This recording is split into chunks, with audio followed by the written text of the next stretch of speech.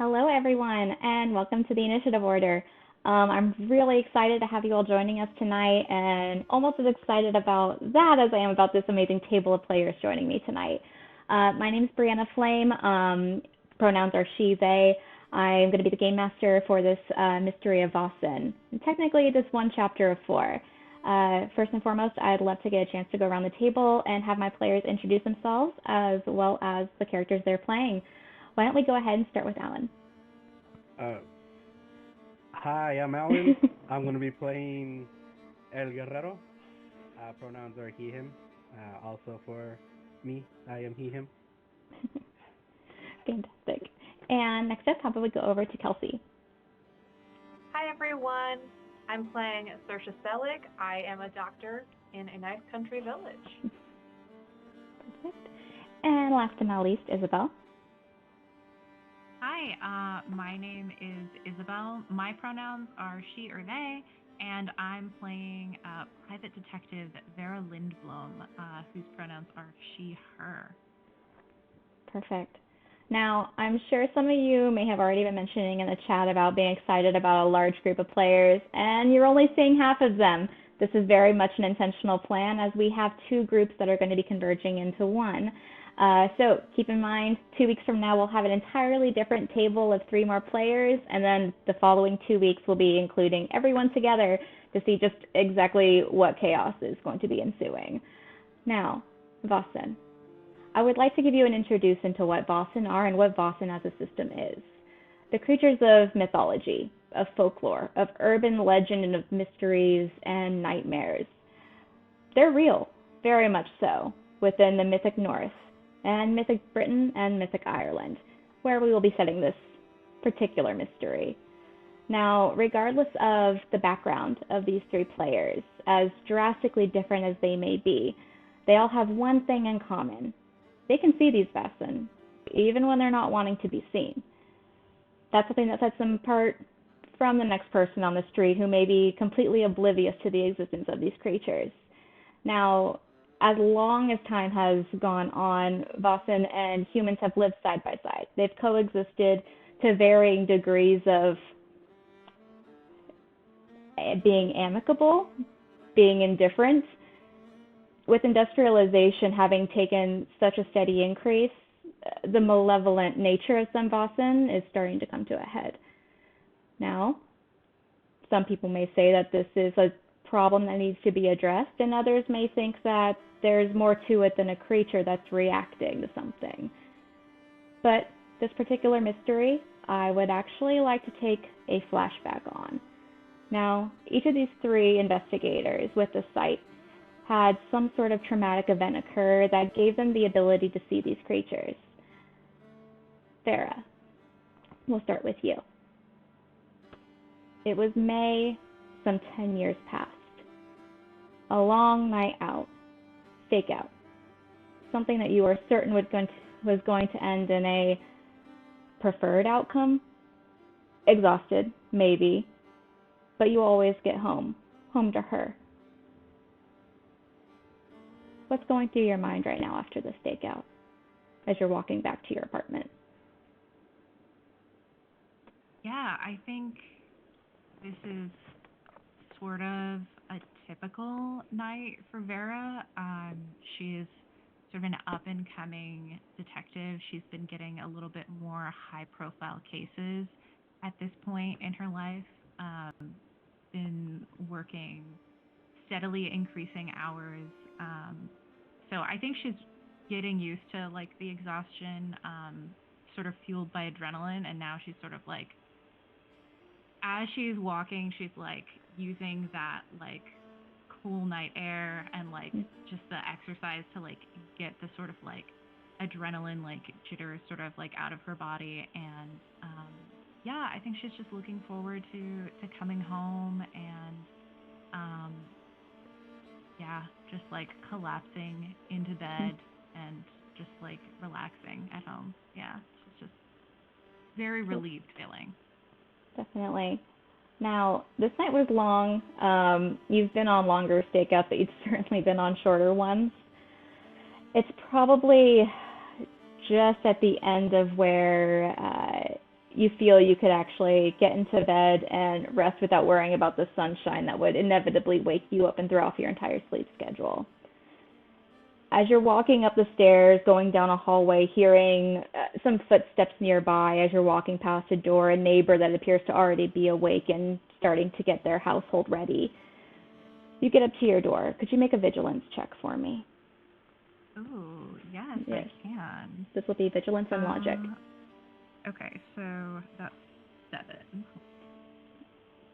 Ooh, it's a good dice pool. Yeah, I'm pretty vigilant as a detective. Oh wow, I only got 1 6 out of those 7. Okay, so well, good thing there are 7 of them. Yeah. As you're reaching down at your side and getting the key for the apartment, you feel like there's this unusually cold feeling surrounding you. You feel goosebumps rising on your arms, and it's an involuntary shiver that you have. It's odd. It's normally warmer than this. It's a very unnerving presence. Do you enter? Yeah, I think I move faster because that's very disturbing, and I'm starting to get worried. Yeah. Absolutely. So as you're trying to move a bit faster, quickly putting the key inside to unlock, and almost losing grip for the excess speed, you unlock it and open the door. And as you enter in, you have this strange scent of blood that's in the air. As you're glancing around, it's slightly dark. You notice that the blinds are still pulled, the curtains are covering the windows. So any hint of that moonlight that was outside or the beginning of daylight is stifled. As you walk around the corner to where you can get a good view of your open living area, you see Charlotte on the ground, her body not moving. Charlotte? I think I just rush over to her. I feel like at this point, yeah, I'm just like a little bit like not processing and just like, huh? Like it's like a little, the shock is like starting and to the point where I'm like, what? And just mostly just confusion. And I think I just call out to her and just like rush towards her. Yeah.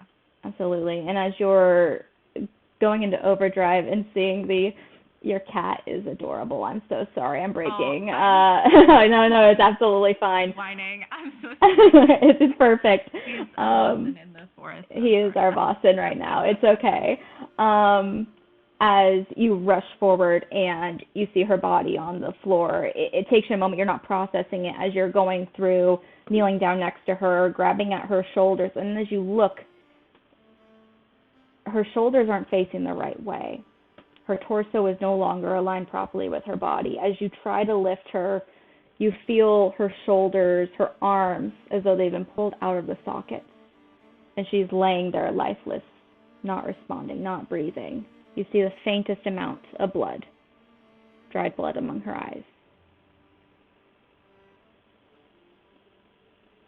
I think in Vera's memory, like these few kind of moments are sort of like fuzzy and blacked out. Mm-hmm. But like in this flashback, it's like hyper, like real. Like everything is sort of in slow motion and like hyper vigilance and like super clear and precise. And she looks down at Charlotte, and I'm actually going to take this moment to describe both characters because I didn't do that, and I feel like this is a great moment to do that. So, yeah, Vera is pretty like a little bit on the taller side, very like kind of severe features. She looks in this flashback to be around in her like mid-30s, with curly dark hair that sort of like flops around her ears, and everything about her is just like a little bit intense. And Charlotte in the meanwhile, and I think she's sort of like in her mind like struggling with the image of her wife in her head versus the reality in front of her, because Charlotte is a little bit shorter than Vera, and she has like a very soft round face and long blonde hair that's often tied back while she's writing, really soft ink stained fingers, and just overall like a very like soft and joyful like kind of presence, wearing like light colors and just sort of like very radiant. And I think that is the image in Vera's head. And as I think she's going into shock, and she's going into her default mode of like trying to investigate, like trying to figure out what's happening. But like her mind is trying to separate the facts, and I think she becomes confused because she starts, like her vision starts blurring, and I think she doesn't even realize that she's like uncontrollably sobbing as this is happening. Fair. Now, like you said, overall these memories are blurred 10 years in the future, where we'll be starting out. Looking back, it's as though it's a memory, a dream that was hard to completely recollect after you've woken up. But in this moment, the kind of fuzzy vision of it, the fuzzy view slows. You feel like you're reliving the entirety of your life that you had with Charlotte.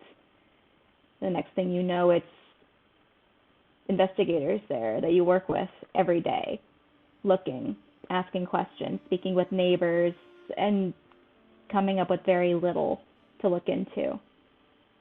The next several years are spent focusing on anything that seems unusual.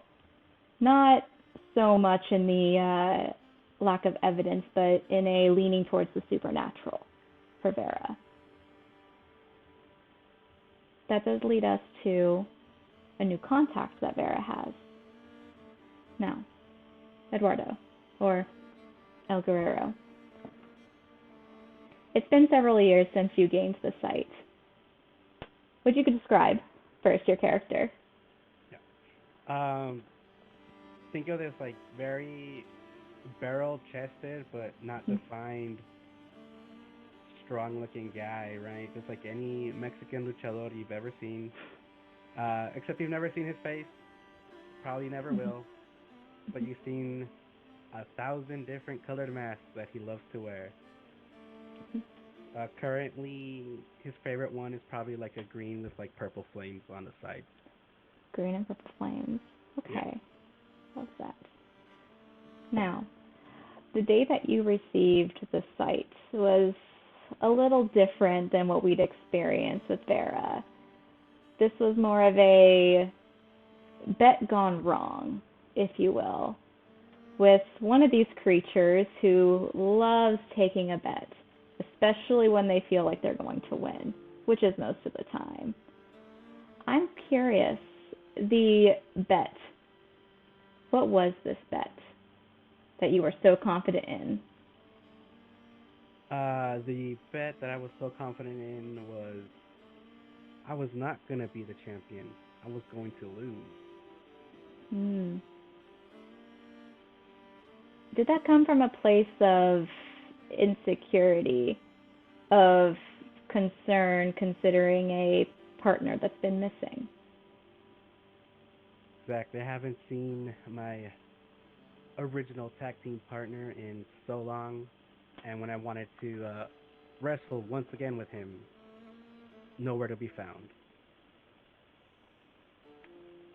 And you built up this brand, this entire being with this tag team partner. Successful, but unfortunately in this moment, a bet against yourself was absolutely the wrong choice because you won. A complete unexpected outcome, an underdog. And everyone loves an underdog story, especially this little fairy. Now, you're never going to see that title again, or so you've been told.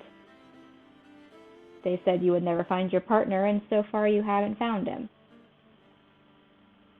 Each day that passes, maybe that brings a bit more certainty to their words holding truth. But you heard one day about a detective, a private investigator of some renown. One that maybe over the last several years has drifted away from their initial focus. Maybe one that can help you with a particular missing person. And the strange feeling that it might not be of this world. So, that particular person, Vera, is quite a ways away from where you currently were. It took a bit of travel, but you did find yourself in Uppsala. Now, where Vera is the part of a society of what's called Thursday's Children. And similar to you, ones who can see creatures who aren't wanting to be seen. Before we get to that introduction, Saoirse. It's been several years since you've been able to see creatures without them choosing to be seen by you. But these creatures hold a special part for you, a special place in your heart, if you will. The day that you gained the sight, however, first, would you go ahead and describe your character? What do we see? So it is a nice, beautiful, sunny day, and Saoirse is out picking certain things. She's getting very excited about this moss. Oh, I can do so much with this.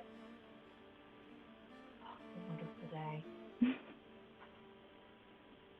And as I'm gathering all of these different items, I'm making my way through town, and I end up hearing some kind of commotion up towards my home. Mm-hmm. And then I start hurrying as fast as possible towards whatever is happening. Absolutely. And as you're heading up in that direction, Saoirse, could you also make a vigilance check for me? Okay. I rolled a 2, and I'm sorry, I'm having trouble navigating the sheet to figure out what vigilance is. Not a problem. So you'll take whatever dice that you have for vigilance as the skill, and then whatever your pool of logic dice are. Got it. I have a 4 in my pool of logic dice, and I got a 2 on the dice. Ooh, okay. Did you roll any 6s out of that pool? I'm sorry, you meant I rolled. Yes, I apologize. Yes. All right. So that instead is going to be 12. 12. Are there any 6s on the die? No. Okay. So when it comes to dice rolls within this, we're having to deal with pools of dice, kind of for the audience as well. Depending on how many dice you roll, the only number that matters is a 6. That means you succeed. If you have multiple 6s, awesome, more success. However, not for Saoirse today, it seems. Saoirse, as you're heading up here in the commotion, you hear, at first it sounds like some concerned shouts, people trying to get the attention of others that are in the area. They'd been searching for a young boy and hadn't quite located him. Until then you hear the worst sound that you've heard yet. The crying out of a mother who seems to have found her son. As you're getting closer to it, you do see the form of an older teenage boy being held by their mother. And on the ground around them, you see berries. Would you make a learning check specifically for these berries? I will give you an extra d6 because of your background.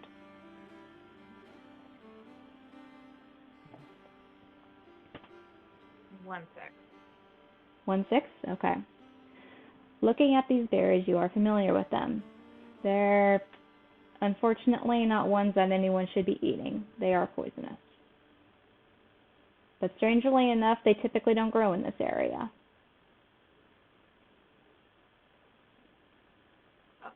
Oh no. Excuse me. What's going on? A man steps aside, one that you recognize from town, who kind of lowers his voice and steps in, says, he's gone. I'm sorry, I don't think that anyone should be here right now. We need to contact someone. I think that maybe the doctor needs to know about this as well. And he kind of cocks his head. I know that you're familiar with this stuff. It's these berries. Where did he even find these? He points over, not even 15 feet away. You see some of them sprouting. Oh no. Is it possible for me to try and check his pulse just to see if... Absolutely. I would say there's no check necessary. Once you go over, you feel it, there's no pulse. Okay.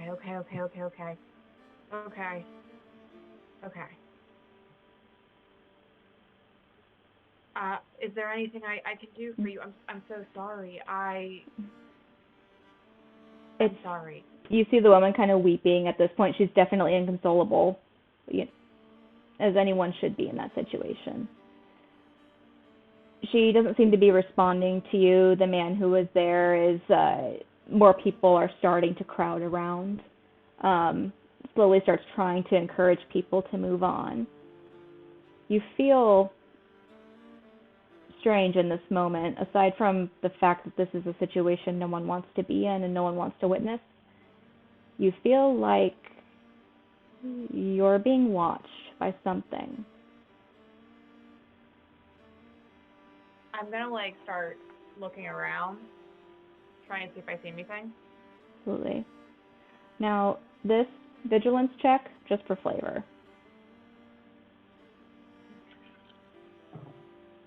2 6s. 2 6s? Beautiful. It doesn't take you long as you start looking around on the ground beneath you and seeing areas of the trail that appear more traversed, and some areas where it seems that there are some newly broken twigs and some weeds that have been pushed down into the soil beneath. That wasn't like that earlier as you passed by. You're familiar with these woods as you have to go through them on a daily basis to harvest, to research, both from a professional perspective and just one of personal pursuits. You start walking through it, and that feeling doesn't leave. It just feels like it grows more intense the further that you're going into the forested area. Now, as you come across this tree, a very prominent tree within a almost circle surrounding the base of the trunk of these berries. You see movement up in some of the lower branches on the tree. Thin arms almost appear to be covered in bark themselves as they start shifting down, and you see eyes looking at you. Hello? Do you have a name? And now, I would like you to make, it's going to be the first fear check of the game. So, what this is going to be is a choice for you for fear. You're going to be seeing, this is a Vaesen. The choice that you'll have is to roll either with empathy or with logic. So whichever pool you prefer for those, standard 6 will be a success. Okay, I'm going to roll with logic. Okay. I got 1 6. 1 6. That's all that you needed. So the creature's looking down at you, its eyes dark, fixated, matching yours and not letting go. Its figure kind of just hunches over, thin, frail, long, stringy green hair, almost this complexion that blends in with the ash tree it sits in. And it looks like a female form, a woman with this tree. And as she's looking at you, she glances over and very distinctly points at one of the branches that was broken. It looks like someone was attempting to take wood from this tree.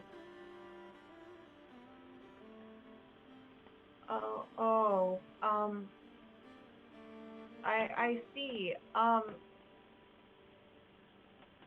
So this is where you live. I don't think the boy really meant you harm. I understand that you didn't see it that way. Maybe we can come up with some kind of deal. Maybe I can try and keep people away from your tree. And then maybe you can sort of lay off the berries. You see the form now watching you again after having seen you taking in what it was pointing out. A single piece of bark gets thrown down at you. It doesn't strike you, but it almost serves as a warning as the figure starts climbing higher into the denser branched area of this tree. I see.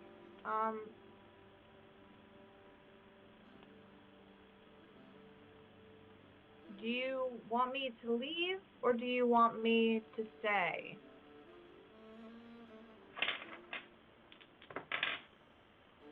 Another small piece of bark flies down towards you. You probably get the feeling it's wanting you to leave. I see. And slowly, I'm going to start walking away, but would I know anything about the kind of Vaesen it is already? I would say, yes, this is a learning check just for flavor. There is some information you already have about this one. Alright. I got 1 success. 1 success? Okay. So, you would feel like this particular one, the proper names for it change depending on who might be telling you a tale about the protectors of nature, the wives, if you will. Some protect animals, some protect bodies of water, and some protect trees. You would feel like this particular Vaesen is one who's very concerned with the protection of this specific tree. A tree that, as a herbalist such as yourself, you would know is rumored to have magical properties. An ash tree. So I'm going to start to slowly leave. And as I'm sort of looking back, I'm trying to assess the area.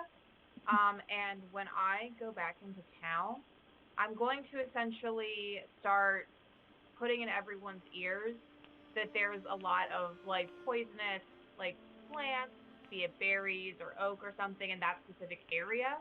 and people should not go there. It's not the right place to go. And I'm also going to start figuring out how to start giving offerings on Wednesdays to the ash tree. Perfect. And recognition of Ash Wednesday. Perfect. So, I would say for expediency's sake and mindful of a flashback nature, you head back into the town. You start talking about these poisonous berries that you found and the concern over people's welfare just to stay out of certain areas until you have a chance to look over it further. People take to it. They understand you're more knowledgeable than they are in this particular topic, and they do. It takes very little encouraging on your part. But several years have passed since then. Those offerings continued. The creature is there still. It seems indifferent. The berries are no longer present. But you feel like it's only one wrong move and the berries will return. Now, let's go back to present day. For this mystery, at least. Vera. You're now traveling quite a ways with a very new contact, new client, who's told you about a person that they have been trying to find for several years at this point. Every single investigative lead that you can turn up has ran into a dead end, and now it's grasping at straws of could something potentially of the nature of Charlotte come into play. You find yourself sitting next to El Guerrero. It's been several days of travel and you are nearing the end of the journey. Is there anything you two are discussing throughout this period of time?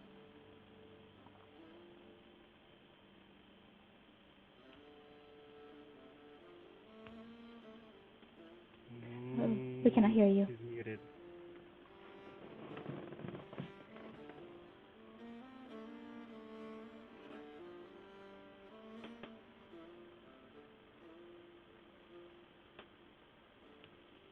I'm sorry.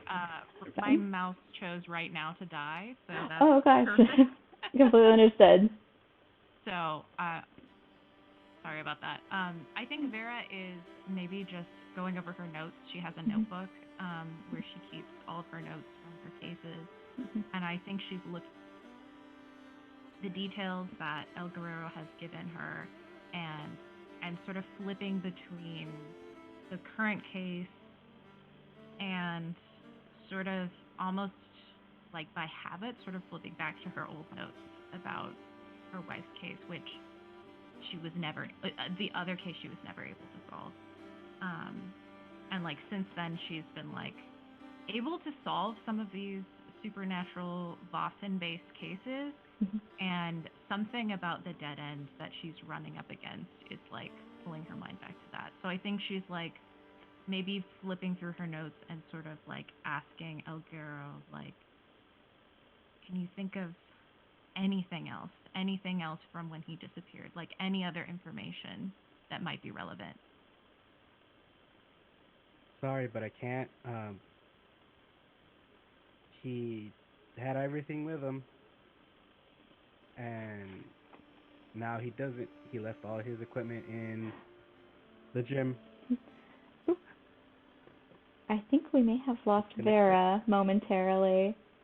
I'm so sorry. Oh, it is fine. Okay, am I back? Okay. Yeah, you're back. You are. We will get you all cycled in, not a problem. I'm so sorry about that. Oh, it's fine. Computer is being weird right now. Okay. Anyway. There we go. And I'm curious, El Guerrero. Yeah. Would you have shared your own history with the fair folk?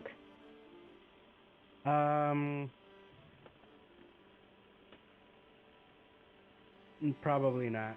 Probably just, my name is El Guerrero, that's it. They don't know my first or last name. They don't know my partner's first or last name. Only his title, which is El Desgraciado.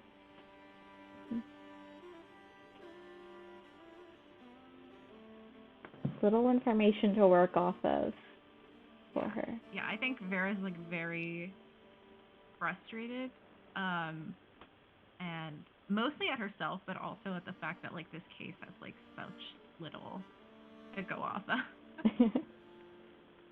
Fair. I would say I'd probably mention not the fairy, but a fairy might have something to do with it, but they wouldn't know anything about my connection to this fairy at all. Did you mention this in the initial investigation, or are you mentioning it now as we're traveling? Because I think I'm sort of like pestering you. Like, are you probably sure? probably now? Yeah, like right now. Yeah. What am I saying? There's a fairy maybe. I think Vera, like, at that, just sort of slowly looks up at you, like cocks her head, like adjusts her little. She has like little pince nez, like glasses on her face. Closes her notebook and like leans in towards you. What? Fairy. That's probably going to be pretty critical. Well, I didn't think you needed to know. I thought you were that good. I appreciate faith in my investigative skills, but I do still need the information to go off of. I understand not wanting to be forthcoming about, and I think Vera sort of looks around to make sure like they're not within like earshot of anyone else. I understand the need for discretion with these types of things. Yes, such is the life of a luchador.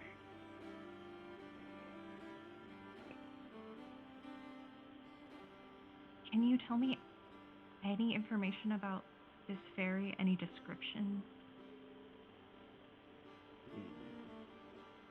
I would describe him as the smarmiest looking creature you can imagine. That sounds about right. Okay. Fairies. And then I think...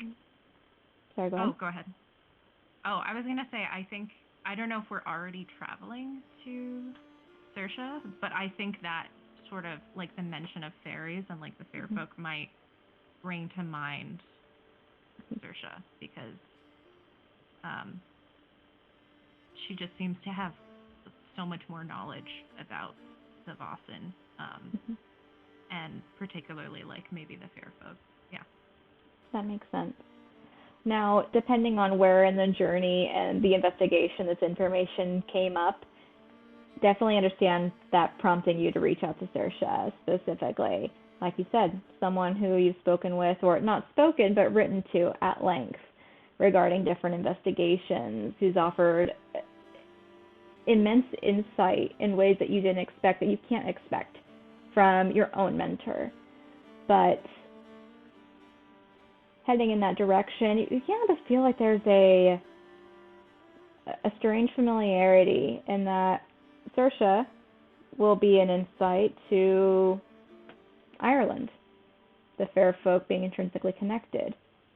The mention, even as casual as it may have been in passing, or even from more of a literature perspective, that Charlotte would bring up when talking about poetry and stories. But that prompts the traveling to occur. Now, for the fact that that is a very long travel, I'm not going to make us go through that right now in this first session. Uppsala to essentially Roundstone, Ireland is where we're going to be heading. A bit of a journey, but several days. Carriage ride, resting, speaking, attempting to get more information, and I'm assuming very little more being given throughout it. That is fair. But eventually, as the final day of travel is starting to wind down and you're attempting to sit up as tall as you can and kind of stretch out your arms, you feel like the popping, and maybe more so for Vera, a woman who, is a little bit older than her clients and needing to stretch when you haven't been able to. You glance out the window and see that it's starting to get dark out. But you also notice that there are some lights just down the road from you. You expect that you're arriving at this point in time. And shortly after, you hear the sound of the driver indicate, "We're here." If you do choose to exit the carriage. Yeah, I'll step out sort of gingerly. Adjust my sort of, Vera's wearing sort of like dark, like men's clothes of the fashion of like maybe like 6 or 7 years ago, like well-made clothes, but like clearly very old. So she like pulls up her like sort of longer coat and steps out and looks around the town. Where to go? Yeah. Fantastic. As you're stepping out and finally getting to stretch your legs and noticing it's gotten a bit chillier outside now that you're out in the wind, and you do smell a semi-familiar smell of sea breeze. You're very near the coast at this point in time in Roundstone, even to the point where you can hear some of the waves crashing nearby. Now, you have already been riding Saoirse for quite a while at this point in time. You have an address available for her. While you're getting everything about to get to this location from essentially the center of town, Saoirse, what does a typical day look like for you when you're at home? So first of all, Saoirse's home is like this very like sort of rustic looking cottage, but inside it looks like this chaotic blend of different types of herbs and flowers being dried, laying out. There's like flowers drying on the walls. There's like papers stuck to walls with different types of recipes, different types of diagrams, even like some anatomical diagrams, all kinds of things. So the entire place looks like almost like this giant chaotic apothecary, and like all kinds of medical notes everywhere. And there's a lot of vegetation growing around it. And every day, Saoirse gets up. She will, first of all, like obviously eat a little bit of maybe some like oats or something for breakfast. Then she goes out and she checks on all this different type of vegetation. She goes, make sure everything is looking healthy. Sometimes she goes and she gives offerings to different types of areas, trees, plants, things like that. And oftentimes, she has somebody who busses between the main part of the village and her to tell her if she needs to travel to somebody's home on a medical appointment. So a lot of the time she tries to be as available as possible, and she always leaves notes on her door to tell people where approximately she is going if she's gone out, just so they know where to find her in case somebody gets sick. Fantastic. I would say this day's been fairly busy for you. You've had to make a number of house calls, from something as simple as a broken elbow that needed to be looked at. Someone had an odd rash that looks like they may have gone to the wrong greenery. Calls here and there, but you do get back to your residence for the night. To the point where you're feeling like there's a little bit of peace and quiet, and then you hear, I'm so sorry, Dr. Seeligh, are you still available at the moment? Why, of course. What do you possibly need? This is a bit of an odd request. Do you mind if we step inside? Just be careful. There are some naturally growing mushrooms right in front of the steps. Feel free to step inside, but please do not step on those. Oh, okay. Thank you. And you see this woman. She looks familiar to you, more so in passing, and name's escaping you at this time. long dark hair that's pulled back into a single braid that cascades down her back. She has many freckles across her face. Seems to be wearing very warm clothing. And her boots are incredibly well worn and covered in a decent amount of mud at the moment. You could say this woman appears to be someone who needs to travel frequently. She just stepped inside and is trying to be mindful of the mud that she's tracking currently and knocking as much off as she can before she steps in. I hope this isn't an odd request, but I heard you may be the one to speak with when it comes to... This isn't medical in nature. This is more of a concern about odd occurrences in the woods. Well, what is science, if not the discovery of natural phenomena? What have you been seeing in the woods? I've been finding some slightly alarming things, mostly rabbits. Rabbits? Yes, please, this is going to sound, I know how this sounds, but I promise that I can provide proof of it. As I've been going through and checking areas, I'd heard from another hunter that they'd found rabbits hanging in trees. And I found a few of them as well. But it's strange. It's like their fur was covered in like a black dye, I guess. Does that ring any bells for Saoirse? Go ahead and make a learning check. Okay. 1 success. 1 success. This sounds very odd. I would say that obviously, rabbits aren't just hung from trees. That's not how they typically find their way around. You know that the black color they're describing isn't the coloring you would see on the small rabbits that are in the area. It seems unnatural in that sense. It seems not so much like a protection that you've seen from the figure in the tree. It seems as though it's some sort of strange offering. Not entirely unlike those you've left, but of very differing contents. Do you mind if I ask where you saw this? Oh, yes. So it's been just along the edge and kind of going out into some areas of the bog to the north. Bog. It's between here and Clifton. You would notice Clifton's a city that's approximately an hour's travel by carriage to the northwest of you, on the opposite side of the Roundstone Bog. I see. And your question is whether or not I know what's happening, or whether or not I'll go take a look? I guess it's a bit of both. I don't quite know that I feel comfortable continuing to hunt if there's something I should be concerned about in that area, but I can't rely off of anything else. This is my livelihood. Absolutely. I can't say with absolute certainty right now exactly what's going on.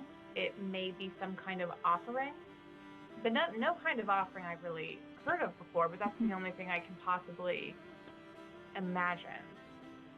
I would be happy to go and take a look. And I'm sorry, what is your name exactly? Oh, yes, I'm very sorry. That was rude of me. My name is Rachel. Rachel. Yes. Excellent. Is there a certain residence I can call on you at? Oh, absolutely.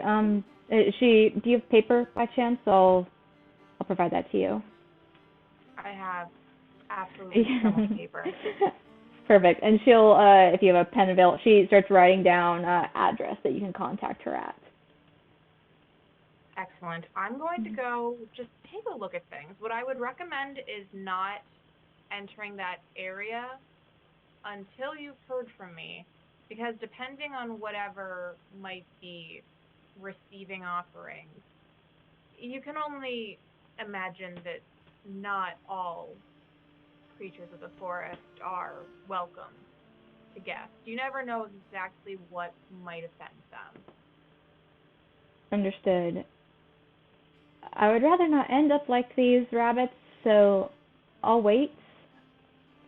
I don't mean to be unappreciative or pushy, but just if there's anything I can do, please let me know. I'm not certain what I need to do moving forward. Absolutely. There are some different types of roots that I actually was hoping to harvest down near the bog, so it shouldn't be too difficult. Like I said, just take care of yourself. I will look into that at the earliest possible time. Perfect. Thank you so much. I really appreciate it. Absolutely. Have a wonderful day. Please feel free to come back if you need anything, and especially if you see anything else a bit strange. Absolutely. You as well. Have a good night. And she'll turn to the door. She starts yawning, looks very tired, opens up the door and heads out. Around the same time, Vera, El Guerrero, since you are now within the city of Roundstone, or the small village, I should say, it's not the largest of locations. It's very spread out from the coastline, where you see a harbor that's available and some of it extending more inland, similar to where Saoirse is located, just before it gets to like the precipice of where the bog starts. It takes a bit of time going from where you were dropped off to where Saoirse currently is. She's a little bit off the beaten path. But you do see off in the distance a light that's still available and a woman that's walking by past you, and she steps off to the side and kind of nods as, "Good evening." Evening. I just nod. And she kind of like just stands awkwardly for a second, nods, and starts walking past further. If you continue forward, you would end up at the doorstep with some stairs leading up. That's some mushrooms off to the side of Saoirse Seeligh's house. Yeah, I would assume that when I found out the information about the ferry that El Guerrero saw or mentioned, I think I would have written in advance to Dr. Seeligh and let her know that we were coming. And so I think knowing that we're expected, I'll walk up to the door and sort of make a note of the surroundings and knock on the door. Oh, Rachel, is that you? No, Vera, Lindblom, and my client. Sorry, I know that it's a bit late. Oh, no, of course. Please let yourself in. It's not locked. Yeah, I open the door and walk in. So great to meet you in person. Thank you again for agreeing to consult in person on this case. This is El Guerrero, my client. This is Dr. Saoirse Seeligh. Hello.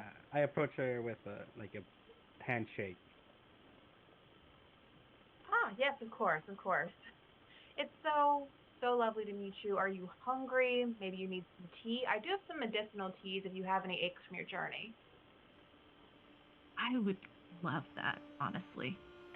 That would be great. Excellent. You definitely hear my stomach. Anyone allergic to dandelions? I don't know. I would assume not.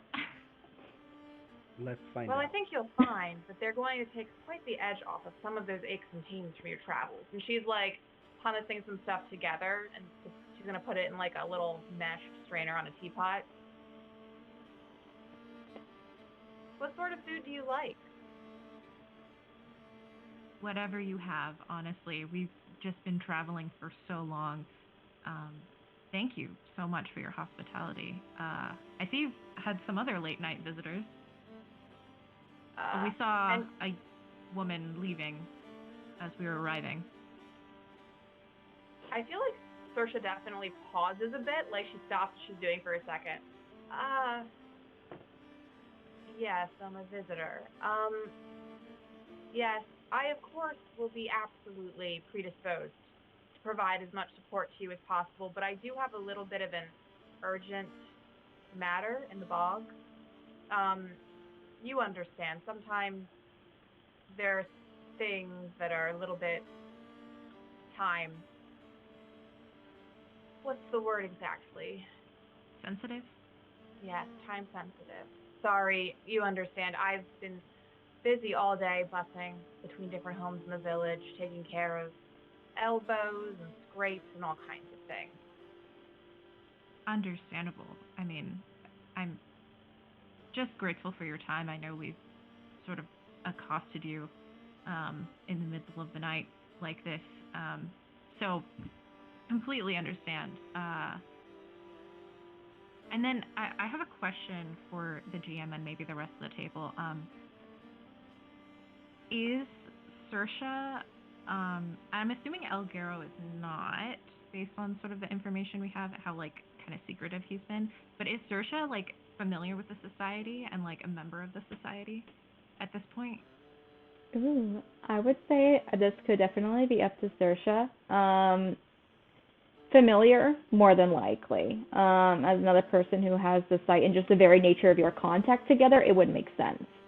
Saoirse, if you would like to consider yourself a member, even if it's a very long distance, more of a consultant position rather than a card carrying, going into the office type. Yeah, I think that would probably be something Saoirse would be doing, especially since Saoirse has spent so much of her life researching Vaesen and spending time trying to handle those types of issues. Mm-hmm.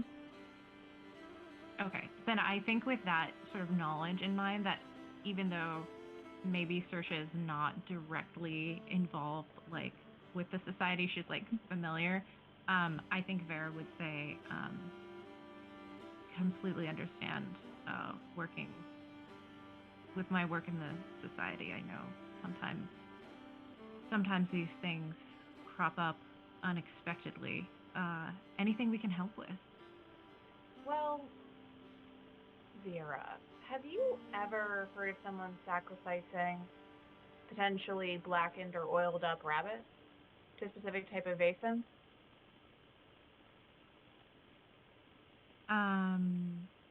Would Vera have had any cases that had any familiarity with like the description that Rachel gave? Understood. I would say this is going to be your choice, either an investigation or a learning check. Okay. Yeah. I'll do investigation. Okay. And can I use my notebook to give me a +1 to see if I can like consult my cases? Yes, absolutely. Okay, beautiful. That means I have, I believe, 9 dice. That is a really good dice roll. pool. Oh, wow.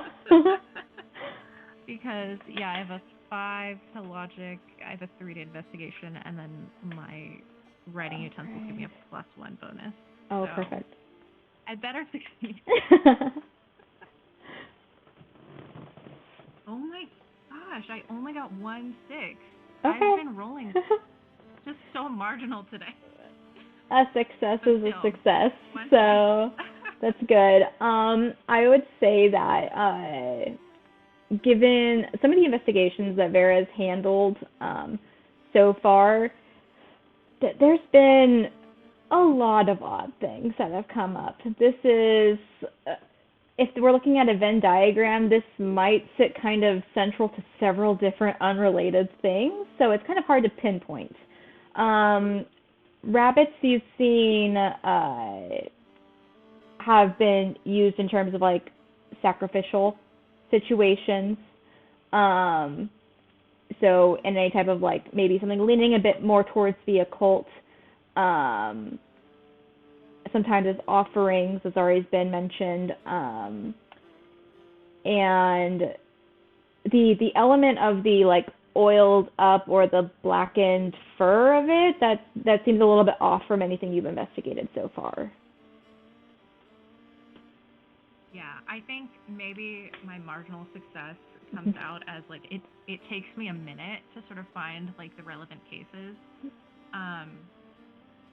And I also want to mention, I think that as we were traveling, I would have liked to introduce El Guerrero to the concept of the society, like sort of slowly over the journey, because knowing that he also must have the sight since he recognized something as a fairy.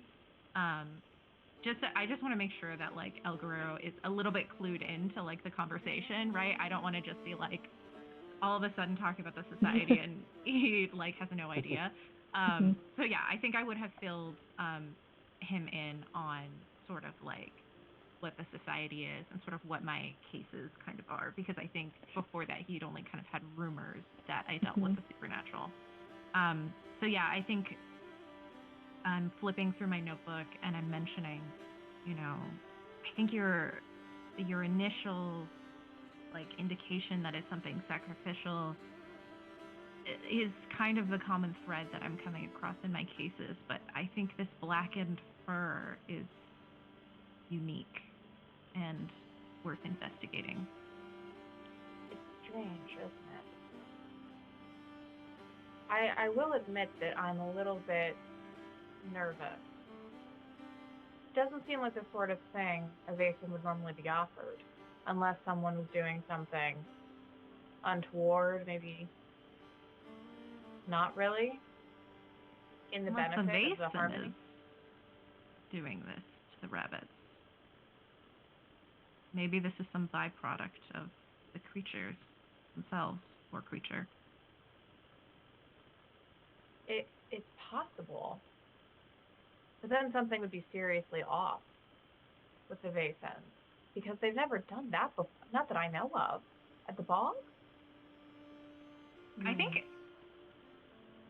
as you sort of mentioned, that would be particularly off for the Vaesen, you see sort of like a dark, like sort of look, like she thinks that something's always kind of off with the Vaesen. Yes, off. I'm sorry, El Guerrero. I didn't mean to distract from your case, but it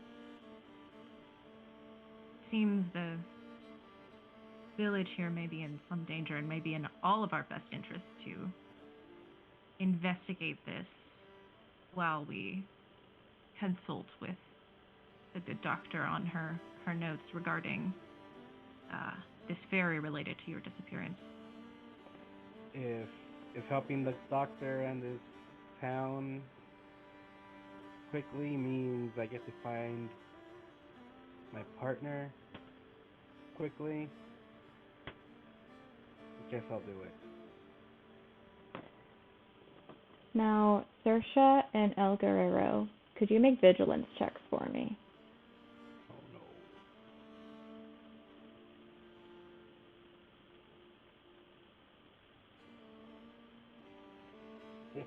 1 6. 1 6. Oh. 1 success. Oh my goodness. Okay. Oh, this crown. The things we do for accessories. It's very beautiful, though. I love it. So, Vera, as you're kind of turning between Saoirse and El Guerrero and having this discussion, explanation, trying to open that communication, both Saoirse and El Guerrero, you start noticing as Vera's turning back and forth, it's like you notice like there's like a little shadow crawling. It looks like something's gotten in her hair. Might be a small bug. I reach for it, to squish it in my hand. Okay. And Vera, do you do anything in response as he is coming into like your personal bubble, essentially? I think I can read his intention. Like, we've been traveling for a long time, so I think that we have some level of familiarity. But I think Vera's a very like hands-off kind of person, like very serious and kind of the opposite of what you would think of as a touchy-feely person. So I think she just sort of like flinches away. Like she doesn't do anything to stop him, but she sort of like starts to move out of the way. But yeah, doesn't react in any other way because I think not like obviously not feeling threatened by El Guerrero or anything because they're pretty familiar with each other. Understood. And El Guerrero, if you go and do try to grab at this bug and just is it like reflex automatically squishing it in your hand? Yeah, for sure. It's just that you reach forward, grab it, the bug doesn't fly away. It's a small black beetle. As you're holding it in your hand, you squish it. It just squishes as a bug does. You feel like a slight resistance and crunch, and then a slight ooze in your hand as you look down and remnants. And I just wipe it on my chest. It's a nice turtleneck, long sleeve. And I just wipe it on there. Yeah. Good. Wait. Yeah. What was that? Oh. It was nothing. It was like a streak of blood guts on my chest now. Does it? Did I notice anything? Now looking as he grabbed it and then smeared it on his chest, you do notice there are the bug guts aforementioned that are now on his nice turtleneck. You see it. You hadn't really felt like there was anything crawling on you at all, so a bug's been squashed. Yeah. Odd. As the group was discussing, is the intent to head out tonight or to start the next morning?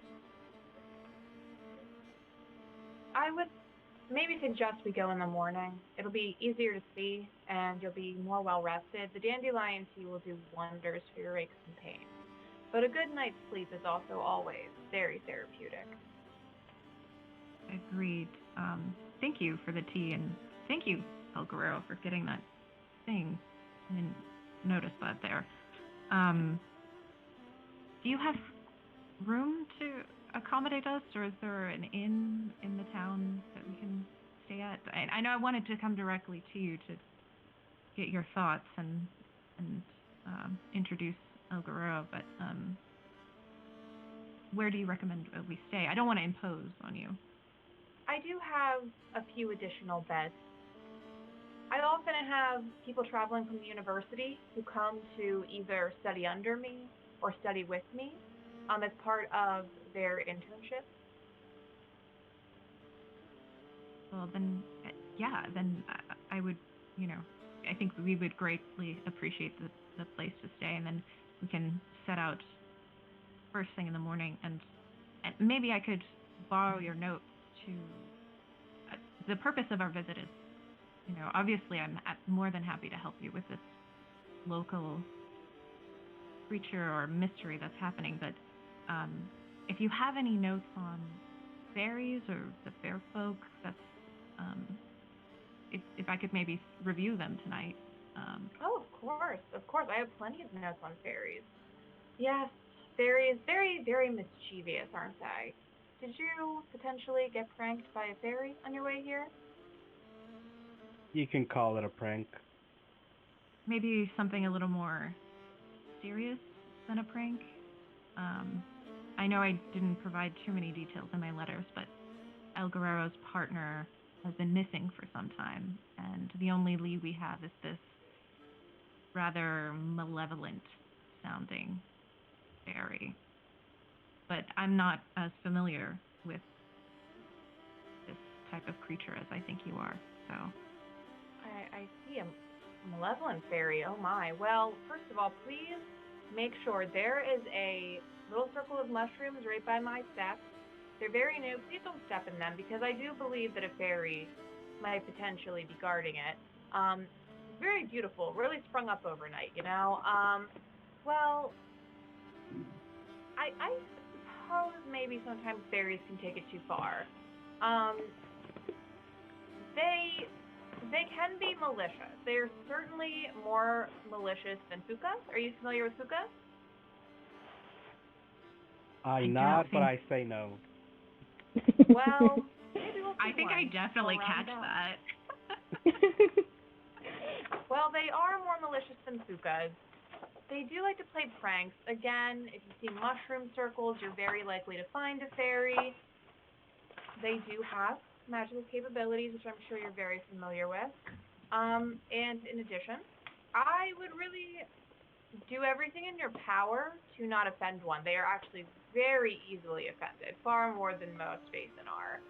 And unfortunately, when you scorn a fairy, they tend to remember it for limitless time, really. That's again, please don't step in the circle outside of my door. I'm really worried about that one.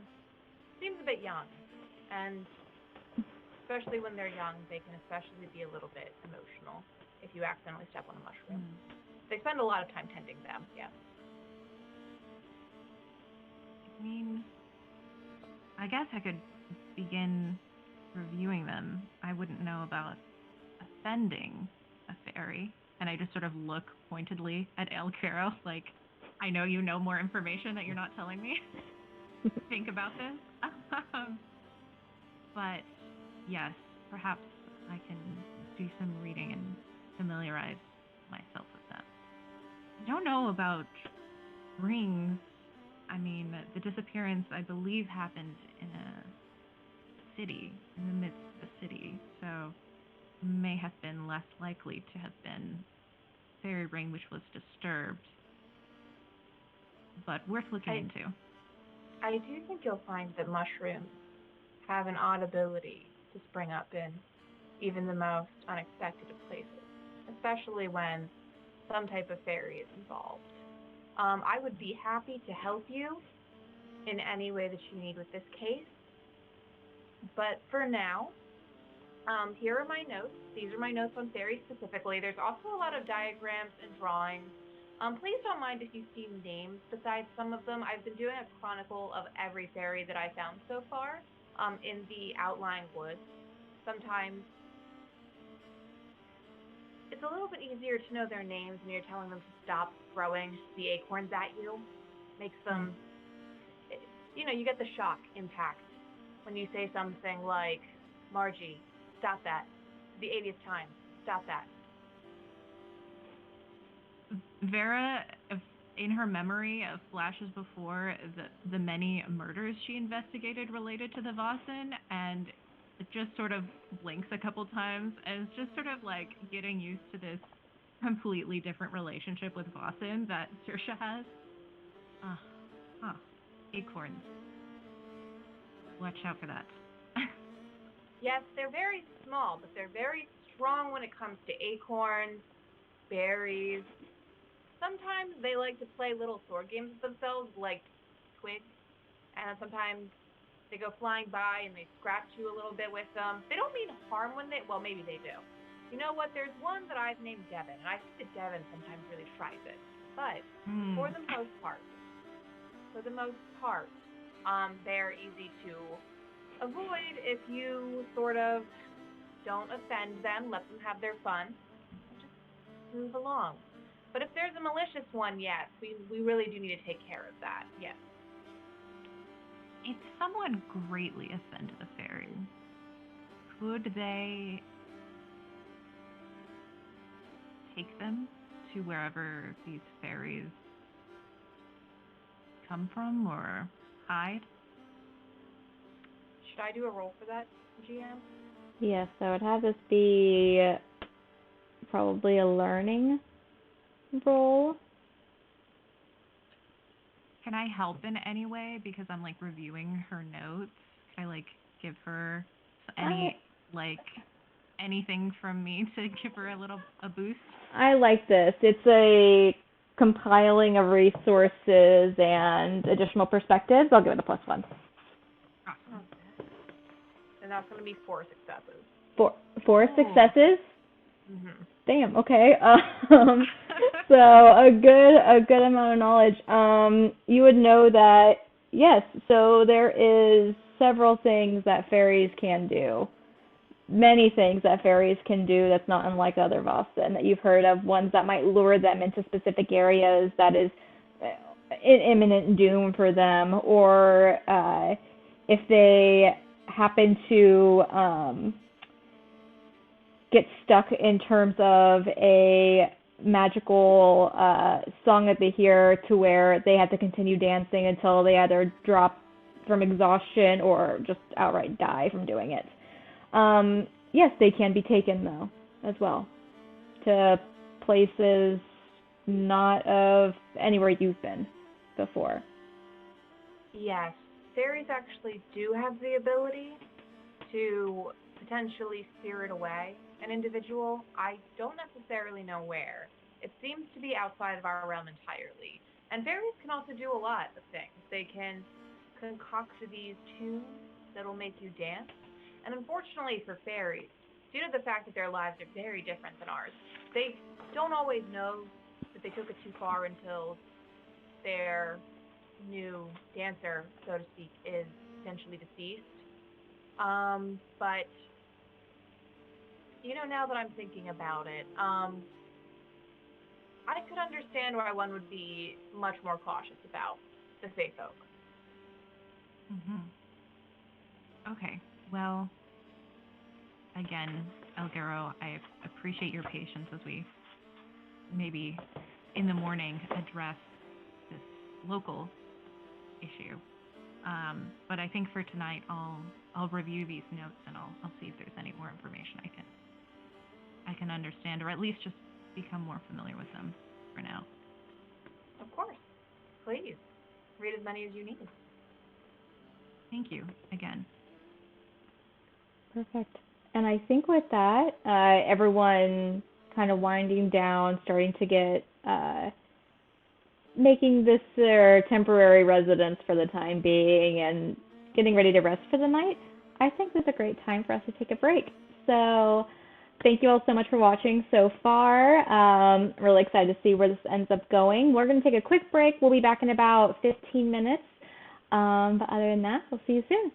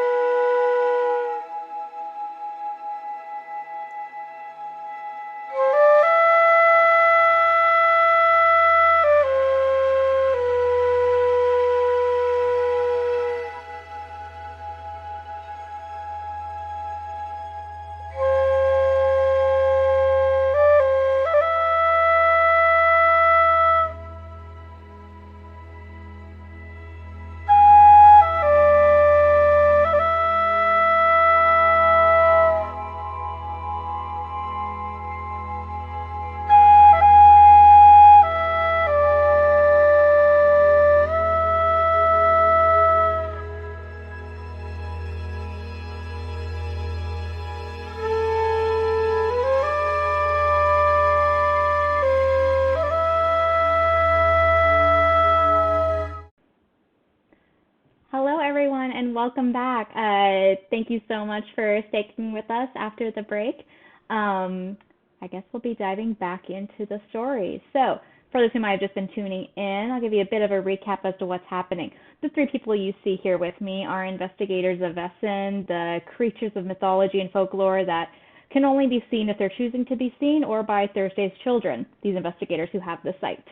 Now, we had two investigators, or one private investigator, Vera Lindblom, and her client, Guerrero, traveling down to Roundstone, Ireland, where a contact, Saoirse, Seeligh, a doctor with a affinity for the Vaesen, is currently at to get some insight, some feedback, and they might actually be offering assistance for her as well.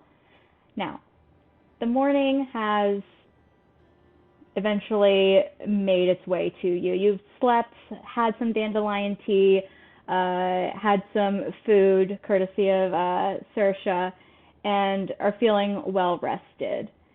Now, some of our players now have a bit more information specifically about fairies, given the collaboration between two of the investigators overnight. So, first thing in the morning, Saoirse, let's say we'll start with you. What does a morning routine typically look like in the Seeligh household? So I get up with the sun. So I've already probably been up unless somebody else gets up that early.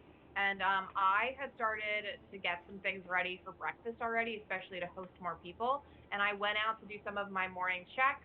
Devin the fairy gave me problems, so I only came back with about 5 full carrots and then one that has a couple bites out of it. And I'm still kind of salty about it because I specifically left Devin his own carrot that he chose not to take bites out of. And I'm coming back up the stoop, just throwing some things into sort of a very festive, I have guests, this is great. I love having people over, sort of oatmeal, porridgey type of thing for the morning, putting some berries in it, all kinds of things on the side. So yeah, I'm just getting everything ready. I also have some tea on the stove, and today I'm going to be making feverfew tea. Make sure everybody's feeling all good in those joints. That's probably a welcome change for those who are stuck in a carriage for several days with very limited mobility. Fantastic. Saoirse, just for, just because, could you make a vigilance check for me as you're entering in the household coming up those front steps? You've given the game master a bit of a temptation with some things that have been embellished, so I want to look in that direction. Absolutely. Why not? Oh, 2 successes. 2 successes. Okay, as you're going through, as you described, getting some things together for your guests, it's a beautiful morning out currently. Crisp air, smell of some the fresh morning dew scent, if that makes sense. Stepping up, and you're kind of glancing over, remembering this very small ring of mushrooms that's abnormally close to your door.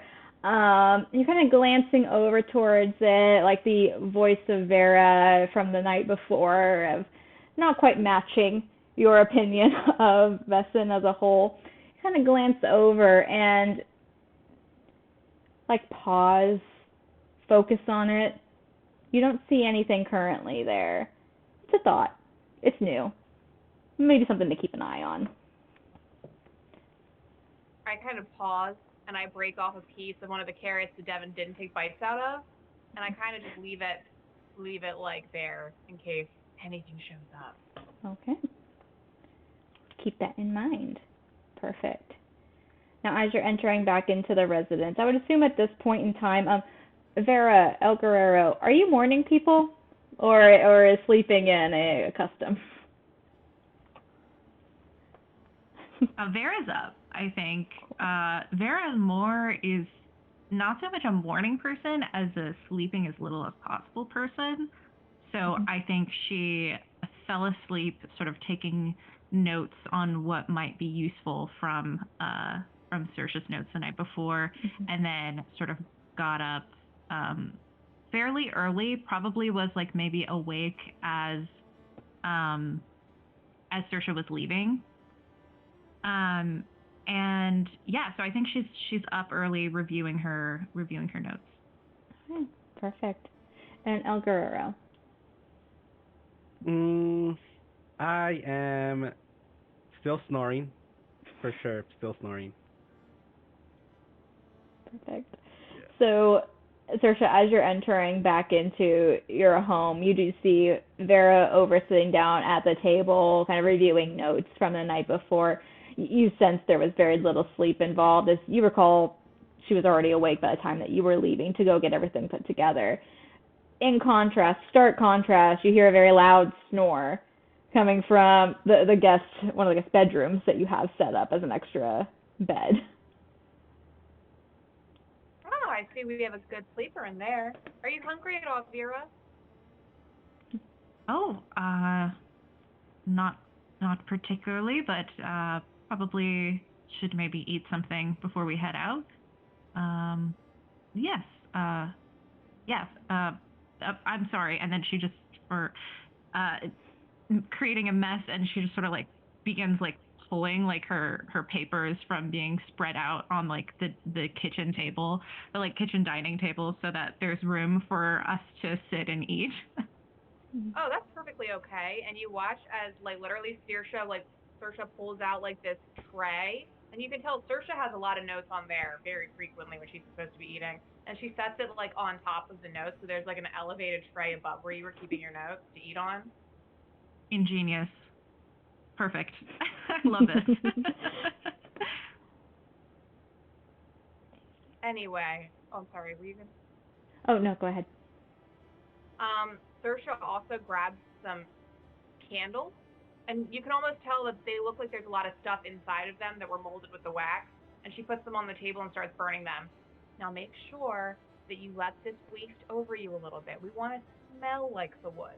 That way nothing can smell us as being different. Aha. Okay. Sure.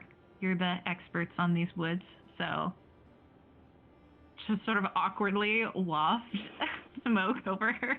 Very uncomfortable, like clearly, but willing to trust Saoirse.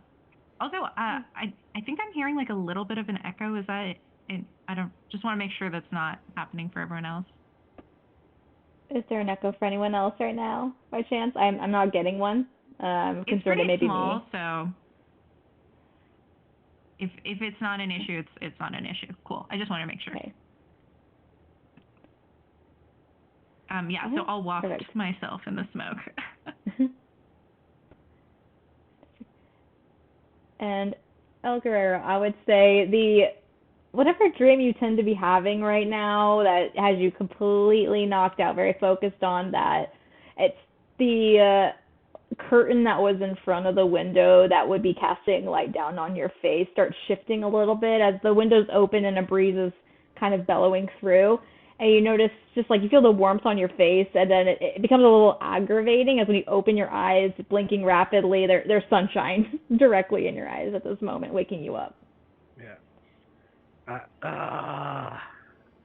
And then I throw off my blankets and I go to my bag that's already uh like 5 different masks are laid out, and I'm just starting to think which one should I wear now. I still have the one from last night on because I don't want anybody to see me. And you never know.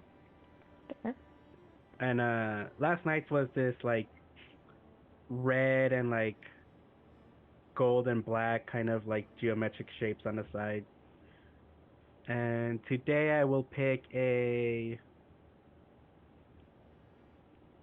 let's go with a half black and half gold with like black designs on the gold side and gold designs on the black side. Okay, perfect. So, new mask donned. Are you going to be joining the other two out in the, I guess, the dining area? Um, I'm gonna pass by and like wince at the smell of whatever that is. and then like just go outside instead Okay. to the front door. Okay, out the front door. So, Vera, Saoirse, you see this, El Guerrero opening the door. New mask on. I would say up to you, El Guerrero, if Vera had seen this one yet. Be warned, or if this is a new one. It's, well, I probably have like 50 masks. It's probably new for her.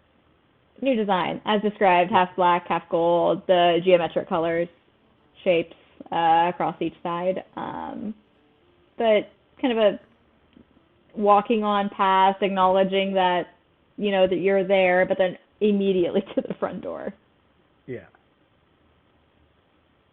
Ah, you're up and out and gone already. Oh, okay. Yeah, I get up and I sort of call after him. Are we leaving now? Or do you have some business in town? Are the mushrooms to the right or the left? Going outside of the house, Saoirse, I'll let this be your decision. Is it to the right or on his left? If you're walking outside of the house, it's going to be on the right. If you're walking towards the house, it's to the left. All right. And it's like immediately outside the door, right? Yeah. All right. So, is your door like solid, or does it have like a screen, or? It's a solid door. Okay. Well, then you don't see me squatting like right in front of it with like a stick, whatever stick I found, kind of poking the carrot into the mushrooms. So we don't see this at all. You close the door behind you? Yes, I definitely closed the door. I think then, I mean, obviously, Bree, do whatever you're going to do for this, but I think at the same time, I was wanting to ask Saoirse this already, so I want to have sort of been chatting with her about the fairy sort of notes that we were reviewing the night before and asking if she had any steel or iron, like, for protection for us. So probably will be too late for whatever is happening now, but I want to, like, have been maybe mentioning that beforehand. Understood. Saoirse, would you have anything of that nature, that material at your house? I'm assuming that I do have surgical tools and certain types of doctor's tools that are made of steel and metal, for obvious reasons. Sure. Yeah. That makes sense. So, like, I have my, revolver, but I found that to be often ineffective against Vaesen, so. But maybe fairies, just the fact that it's iron might be enough to ward them off. And then I think maybe that's what we were talking about before, like, El Guerrero walked past us. Understood. Would I know if that would ward them off? Yes. So you would know iron is definitely a material that they do not want to be nearby. For the same reason that Vera, there's iron gates and fences surrounding the entirety of the headquarters in Uppsala. So that's a fairly common thing, not even isolated to the fairies. Well, yes, but I prefer, and I pull a drawer open, and you just see, like, this array of, like, silver, like, iron teaspoons. I prefer these. Oh. Do you mind if we take a couple with us? It seems like El Guerrero is eager to get out there already, so maybe we just follow him. I did want to get an early start. Of course, and I'm taking some out. Now, this one is only ever used with feverfew. I'll give this one to you. Oh, thank you. So yeah, and I think we can have. Oh, I'm sorry. Oh no, go ahead. I was gonna say I think after we get the spoons, we'll follow out, but maybe some time has passed. Yes, at this point with the discussion, El Guerrero, you have been out there for a minute, unaccompanied by the other two. And just to clarify, you've picked up a stick you've been able to find, and you're poking at the carrot that was placed there. Yeah, I'm poking the carrot and like pushing it into the mushrooms. Oh, okay. And I'm going like, I have a question. Can you help me? Like, hello? Go ahead and roll a inspiration check. So it's going to be inspiration and empathy.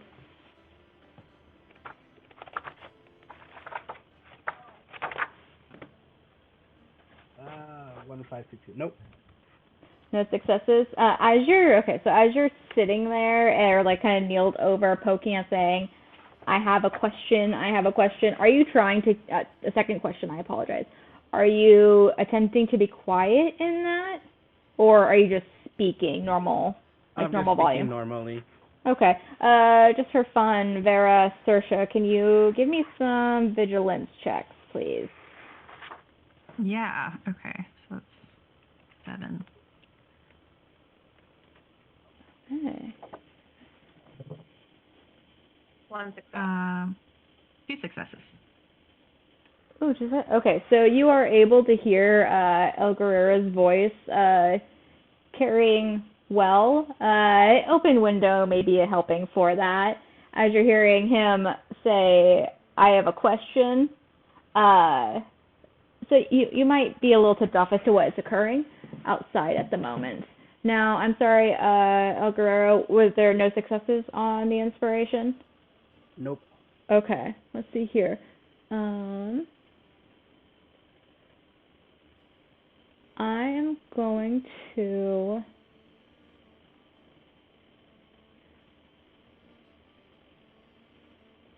Yeah, let's try this. 1 second.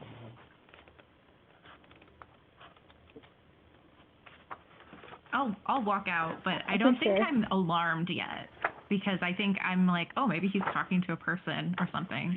So I'm walking out, but I'm not like running. Mm-hmm. Yeah. That completely makes sense.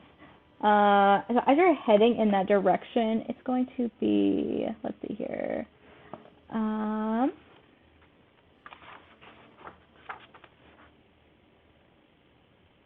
apologize, just trying one thing really fast. You got me looking for stuff I didn't expect to have to look for, which is fantastic. I love this. That also makes me nervous. It's not the worst thing that could happen. It's so entertaining for me. So thank you, Allan. I appreciate this. So let's start with.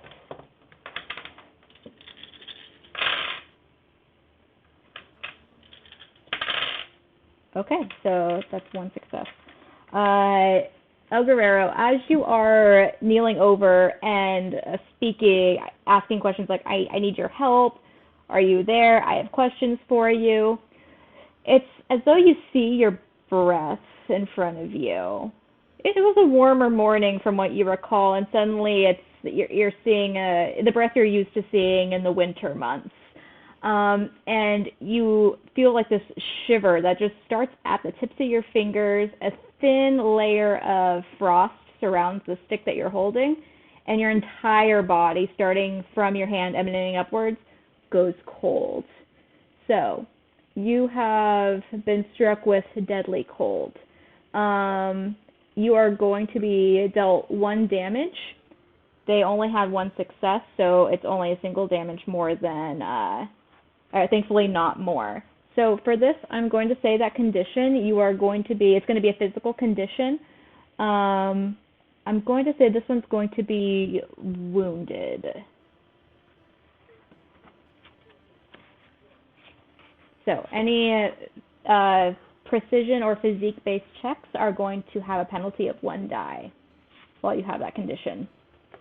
But you are completely cold as now you hear some footsteps coming up behind you and the door open as Vera steps outside. Vera, you can see that El Guerrero's and you can feel in this general area a very stark cold compared to the warmth that you were just experiencing. Yeah, I think I can sort of put together what's happening pretty quickly, considering he's crouched down with a stick in front of the fairy ring. So I think I'm going to, I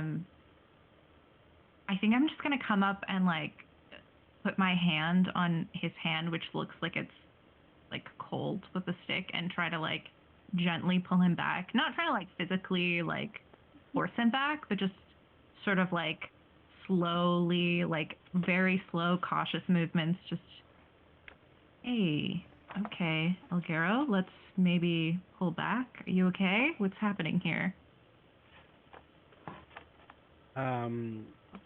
Basically, like through teeth shattering, like just I had a question.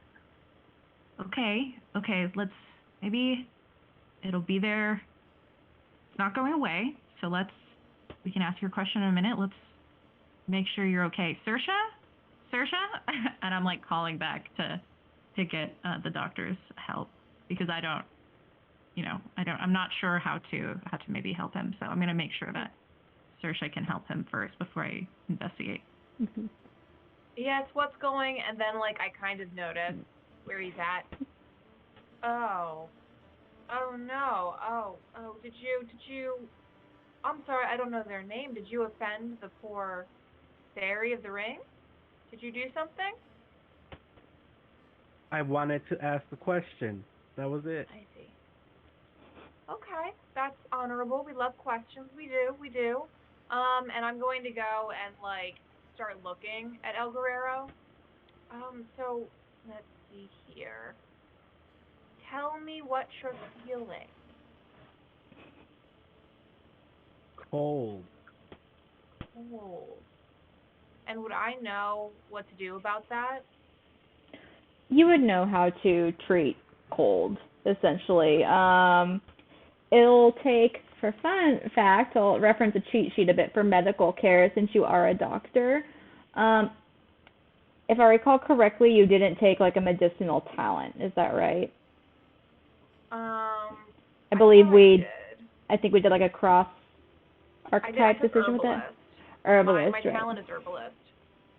Got it. Could you remind me that one really quickly? Herbalist means that I can make medicine from plants. Oh, okay, understood. This is up to the party at this point in time, what you'd like to do. What you can do is essentially, Saoirse, you would be utilizing your resources on hand to describe a scene where you are helping aid Guerrero in getting medical care. So it would take the entirety of this scene, and you can heal that condition. All right, well, let's go get you fixed up then. And I'm going to lead El Guerrero inside, and I'm going to start, like, taking down different dried herbs and some roots. Like, I'm taking some of my roots out, and I'm starting to, like, slice at them.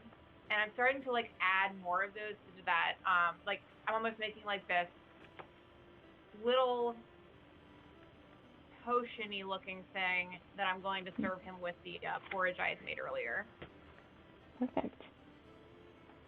This will take several minutes of time, preparation, because it's very particular in how much you need to utilize at a time to get the desired effect and not to cause any type of bad side effects for him throughout the day. I'd say this probably is going to take the better part of 30 to 45 minutes resting as well afterwards. But El Guerrero, you notice that like the sensation of warmth coming back to like your fingertips. Your face doesn't feel as frozen over. You can touch at it and it doesn't have that weird numb sensation. And even while they can't see your face, if they were able to, or if you look at yourself in a mirror without your mask, you notice you have the rosiness coming back to your cheeks. So, well done. El Guerrero, maybe you should start saying some jokes when you walk up to those circles. Maybe you could have said something about them being a really fun guy or something. They like those.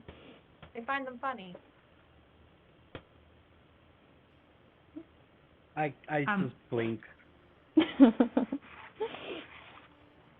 While this was happening, if this is like going to take away in any way from the medicinal stuff, then I won't do it. But if it's possible, I think Vera would have maybe stayed outside and sort of like investigated the fairy ring a little bit and maybe cross-reference with the notes that we recently got about fairies to see if maybe there's any information about what this fairy could be. Absolutely. That won't take away from the medicinal happenings that are going on inside. as that really only requires Saoirse to be present. So, Vera, as you're outside, kind of cross-referencing the notes that you have from, like, even your just minimal prior investigations dealing with anything Fairfolk related, to Saoirse's a bit more in-depth notes of it. You're glancing and you're noticing this does have all, like she said, the, like, normal markings of, and now confirmation for El Guerrero that a fairy was present here. It is smaller in nature. You do notice that the area on the ground around it isn't as worn down, isn't as like it doesn't appear to be as frequently used, or as some may refer to it, the dancing hasn't occurred here as often as it has at other like burial mounds. So something is present. It gave a warning, it looks like. Okay, understood. Yeah. I think maybe I walk in as you're making your fungi joke.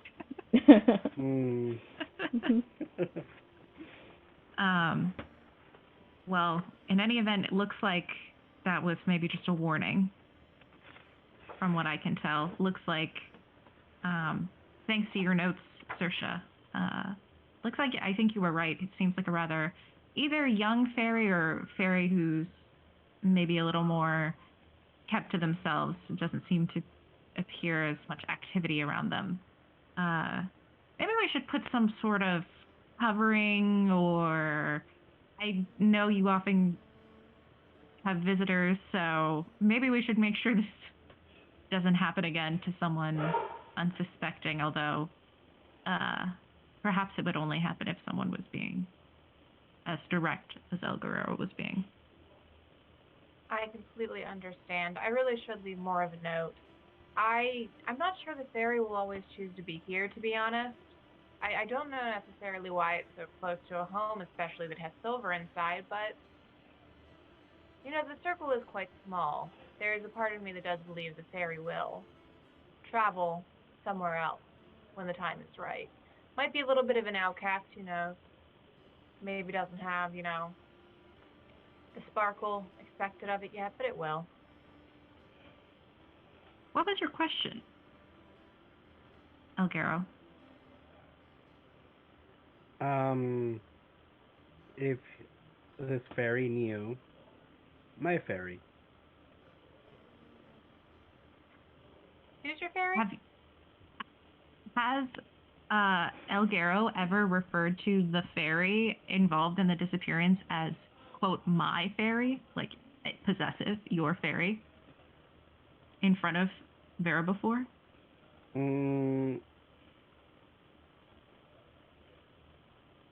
It I would might assume be not. a Spanish barrier that I have. My fairy as in the fairy that I know that I interacted with, and that's the only fairy I ever knew existed. Okay. Less possessive, more referential. Yeah. Yeah. Got it. Okay. Was its name Devin?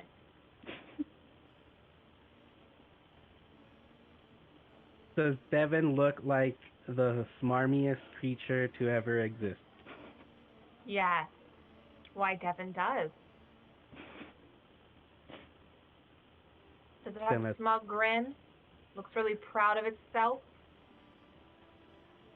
Always.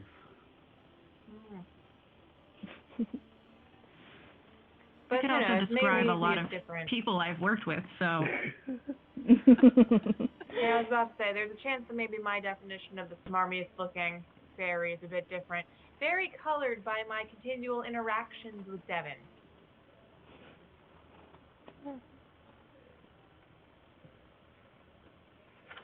Well, maybe we can leave some sort of apology offering to this particular young fairy. And maybe when we return, we might try a more gentle approach to getting information from it. Possibly. Well, I was going to leave some flowers for it. Thought maybe it would like some of these delicious edible dandelions. But again, El Guerrero, I would really practice some jokes. Maybe instead of saying you have a question, talk to it a little bit. About funny things. Maybe you have stories. Do you like to share stories about your life? Fairies love those. No. Okay, maybe let's go to the woods and figure out what's going on with these rabbits then. Okay. What do we think? Fantastic. So if the group is preparing to go out, essentially following some of the descriptions that were left by Rachel with you, Saoirse, about some of the areas maybe that she'd traversed as a hunter going through what is essentially just the edge of the woodlands that you're familiar with, and then going up further into the bog specifically. It seems like it spanned quite a number of acres, essentially. You're familiar with this terrain for the most part. There's areas that it might be slower to traverse through. But, however, while you are going in that direction, I feel like this may be a good opportunity for the preparation phase of the mystery. So, as you are heading in that direction, how exactly do you think that each of your characters are going to be attempting to prepare for this? This could be a variety of different ways, something as small as it could be something physical, as in you're practicing with a weapon, or you're putting on specific gear that'll assist, or you're even trying to familiarize yourself with the local geography, or looking at some previous notes.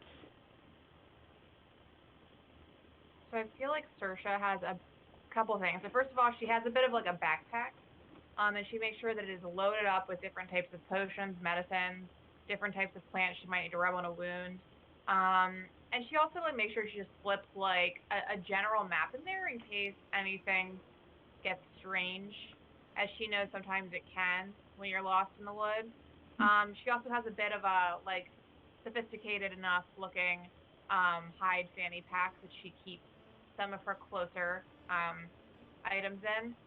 And in addition, she walks around like she tries to like get everyone scented by her candles, but she also like makes these little necklaces, and they've got like a little bit of like some herbs, specifically ones that were wetted in the bog itself and then dried, just to give them more of a scent of where we're going, so that they don't smell unfamiliar to things lurking in the wood. Fantastic. Vera, El Guerrero. I'll go. I think Vera is, I think definitely, thanks Saoirse for the little spoons that we have, and sort of puts that in like her front pocket just to have bring with her in case there's any encounters with Fae folk. But I think mostly she's just going to be reviewing her notes on like the description of like the rabbits, and like looking through her past notes of like anything that has like a sort of a black ichor related to it, like any sort of creature or any like clue that was like maybe like a loose end in another case that might be related to it. Just seeing if there's any reference to that, just to sort of like mull over and just like think about as they're heading out, to try and like maybe come up with like different possible theories. Understood. Good to know. And El Guerrero, what will you be doing to prepare? So I put on some of my wrestling gear, like elbow pads. Some knee pads are under my pants. I have a wrap on my hands, but they kind of slip in more like a glove, and then I start wrapping around my wrist and my hands to kind of close them up and cover them. Okay, fantastic. So, keeping all of that in mind, El Guerrero, I would say that at this point you're feeling, with your gear on, a bit more resolute. There's always that extra extra oomph, if you will, when you're just like completely ready to go and feeling your best, especially after this much needed medical attention after a less than desirable outcome with a mushroom circle. Saoirse, your preparations and getting ready for the area, having everything essentially in your bag, mapped for familiarizing yourself and your two companions now, as they're not going to be familiar with the area, and having given them even each necklaces. I do want to ask, are the two party members going to accept and wear those necklaces? Yeah, Vera will make a face at the smell, but I think she has been in correspondence with Saoirse and has had enough cases sort of like solved by her insight that she just sort of like accepts this as part of like her process. Okay, perfect. Guerrero, are you going to wear it?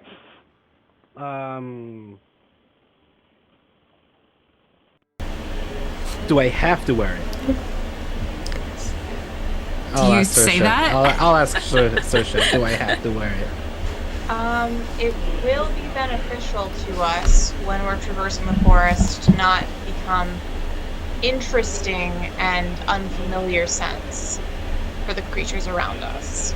So it depends. Do you want to be able to cause a lot of attention? Or do you want to be able to sort of get through the forest in one piece, so to speak? Would putting it somewhere in my pants or in my gloves have the same effect? Well, then you have the clothing barrier between anything that can smell you and the thing they're trying to smell. Fog has a very strong smell, so it's always good to make sure that it's presentable. It wafts a little bit, it really travels the smell. I apologize if I'm interrupting a current conversation. To my viewers, my players are aware of this. My headphones have just died, so I am not certain what is being said. I'm going to put us on a break screen really quickly so I can fix this, and we'll be right back. Thank you so much.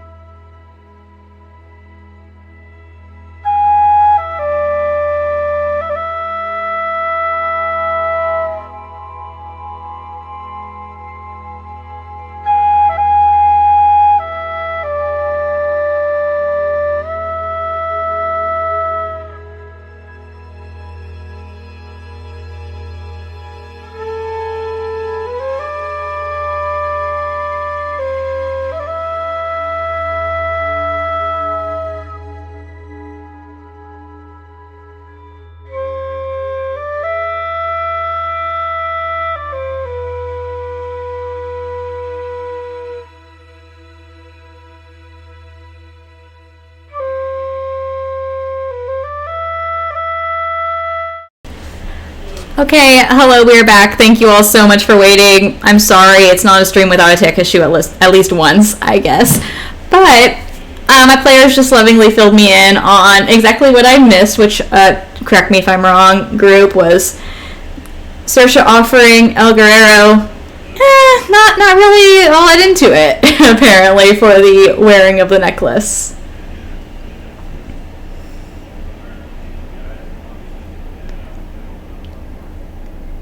I think maybe Vera will chime in and say, I mean, I trust Dr. Seeligh's word. She's very familiar with these woods and the creatures that inhabit them. I would err on the side of caution. I'll reluctantly put it on while mumbling, she also said they're not mean. Well, to be fair, I don't think that they're mean necessarily inherently by nature, but we have no idea why this rapid situation is going on. We could have an injured, a hurt, or a frightened Vaesen situation on our hands. But then, yes, they will act out if they are scared or hurt or in trouble. Dr. Seeligh and I may have different emotional philosophies on the Vaesen, but I trust her judgment in protecting us from the locals. I appreciate it. I do think that many have encountered Vaesen in troubling circumstances. So, will you be wearing this lovely token of fog? I'll have it on, but it's backwards. It's not hanging in my front. It's hanging in the back. As long as we all smell appropriately disgusting, let's head out. Perfect. As you all start following Saoirse's lead, I would assume, considering the map and the descriptions that were given to you, this is going to be quite a bit of an all-day trip, or a trek, essentially. You'll have to be going to look for specific locations that were described, and even with the specificity that was attempted, there's still some hit or miss nature to it, as it would be when exploring the woods or the bog. I do want to jump back to Vera, as you were trying to go through and cross-reference with notes that you had from previous investigations about specifically this what was described to you as a black ichor that were found on the rabbits. What's strange is that while you've had mention of odd sense, odd sensations, even odd appearances of things, in terms of what's witnessed, not necessarily what's actually present on a creature or a human. The black ichor, that seems very odd. You have not seen something that overlaps in that regard specifically so far in your investigations. Coming across the rabbit might make it a little bit different, might give a bit more insight. Okay, yeah. Fantastic. I'll just sort of be thinking about that as we're going, just noting that it's not, whatever we come across, it's not going to be anything I've faced before. Fantastic. So now, as the party is moving forward, would everyone please let's start with, this is going to be kind of a two-part check. Saoirse, could we have this be either an investigation, either an investigation or a vigilance check that's essentially for following the descriptions that were given to you and referencing your map to see exactly how much time is going to pass. 3 successes. 3 successes? Okay, fantastic. I'm curious, was that investigation or vigilance? That was investigation. Okay, fantastic. So as you're going through and looking at some of the markings of the area that you believe some of these locations were at, you recall some specific harvesting areas that you've gone to for different herbs, different plants throughout the seasons, and you remember some really ideal trails that would be better suited than other routes of travel, especially with having more than one person there, where you might need a little bit more room for passing. It doesn't take very long, I would say, actually probably about 45 minutes within your walking distance, you will be coming across one of the scenes. Now, as a group, could everyone make vigilance checks, please?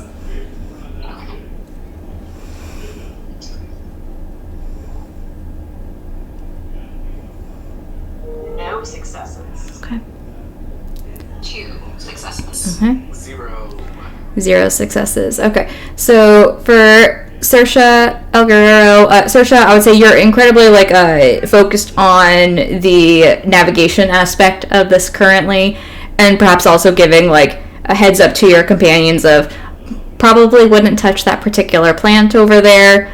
Not the best unless you want a really nice rash, and just giving warning in that regard. Your senses to everything else that's surrounding you, unless you're fixated on it, are a little bit dull. El Guerrero, this is a lot of new sights for you today. So you're taking in what Saoirse's been telling you, like, okay, I guess I won't touch that plant, and then trying to navigate without losing your footing.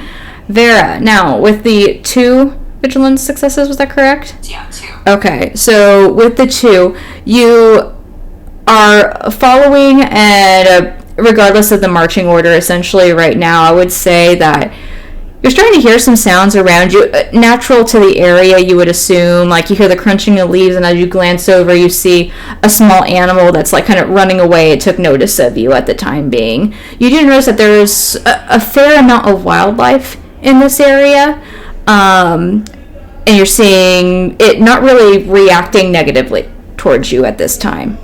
So 2 successes.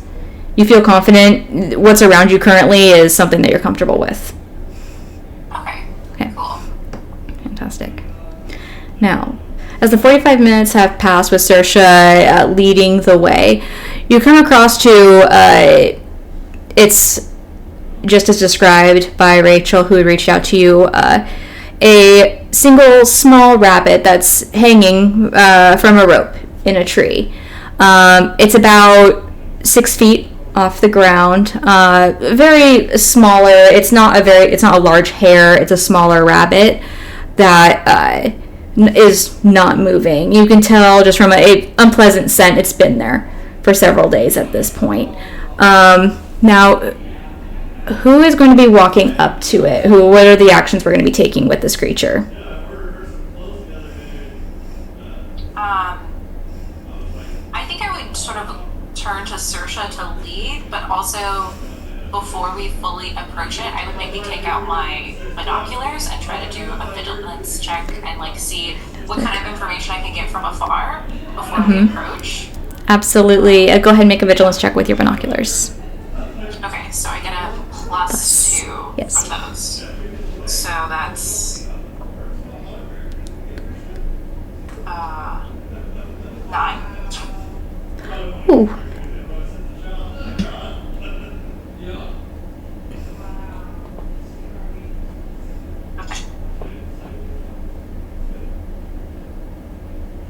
Okay, 3 successes.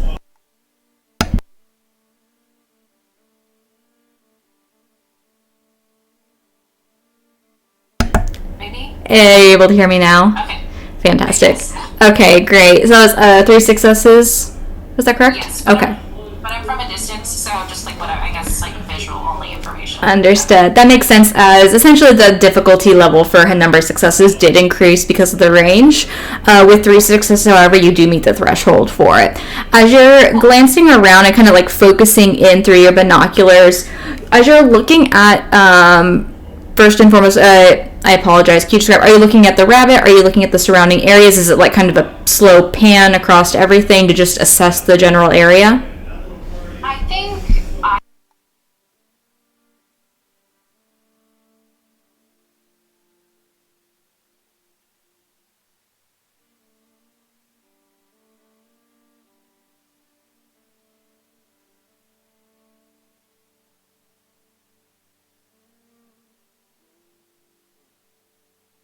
Fantastic. Understood. So as you're kind of doing a general sweeping of the area, you're noticing that the wildlife around it, the trees seem very healthy. The surrounding area doesn't really appear to have been otherwise disturbed. As you're scanning, kind of looking in the area, it's even at a slight disadvantage, a higher difficulty, that 3 is enough to be able to see over a like small mound that may have blocked your view otherwise. You will see what appears to be just a circle underneath where the rabbit is currently located. It looks like there's rocks, small stones in a circle, and the like grass or the vegetation that would be within the center of it appears to be worn down excessively. Yeah, I think I sort of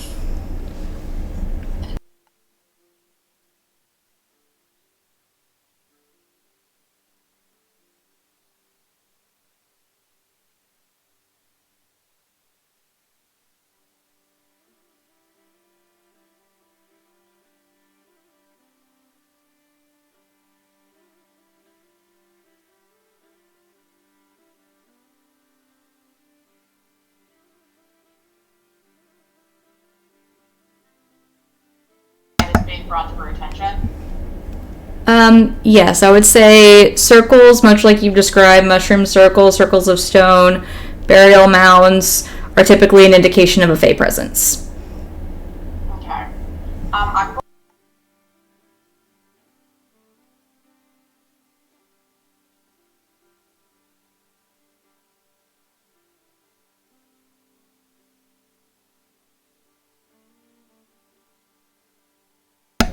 Okay, fantastic. Are you attempting to be, like, stealthy in nature as you're approaching it?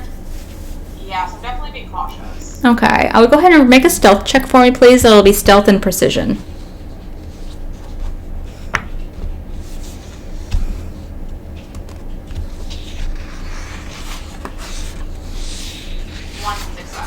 1 success. Fantastic. As you're moving forward and kind of avoiding any like loose twigs that you see as to not disturb them, you feel as though you're moving quietly, slowly, so it takes you a little longer to get over there, but as you get closer, you are seeing that as the rabbit is getting closer to you, you have a better view of it as well as the mound beneath it, which does again appear as you're closer up. It's probably about 2 feet wide. The dirt in the center is very worn down. And I get a better look at the rabbit? Yes, absolutely. Would you go ahead and make an investigation check? And just as a clarification, are you going to be attempting to touch the rabbit? Sure. Okay. Let's do it. Awesome. 4 successes. 4 successes. Okay. So, as you're looking at this rabbit, you're much closer to it at this point in time, and with the very nature of the area that you're in is that, well, death of an animal is never the most pleasant thing. It oftentimes is necessary. You notice particularly that this rabbit doesn't appear to have been like, there's no obvious signs of like wounds coming from it. There's no like dried blood of any kind on it. It doesn't appear that it's even really been touched by any animals despite having been hanging here for several days. Now, as you're going and touching the creature, the description that was given to you before becomes a little bit more clear at this time. As you're looking at it, it does appear to be damp, and as you're touching it, you recognize the scent of a wet animal, essentially. There's been rain throughout the week, in the evenings occasionally. It appears damp in that regard, but as you're touching it, it doesn't have a sticky texture. It has an odd smell about it that, while it doesn't look like it's covered in an ichor, it looks as though it may have been dyed. Interesting. And there's nothing else I can make out about the circle? The circle, aside from specifics, I would say it looks like a circle you've seen before within this area. Ones that you know to be careful around. Interesting. Okay. So I'll step back a little bit and just kind of take it in and then go back to the others. So the rabbit has been dyed, I'm not sure why. But it does seem as if this is definitely some type of circle, potentially a Fey circle, definitely something related to the Vaesen. But died, that makes me think maybe there's some humans involved. I mean, do you know of any Vaesen who die creatures? Maybe your initial theory of an offering was closer than we think. I'm not sure about died. I've never quite seen anything that looked like this. I'm just not sure why they would. I'm not sure what they would want out of this. To dye it. That's not any type of normal sacrifice I could even think of.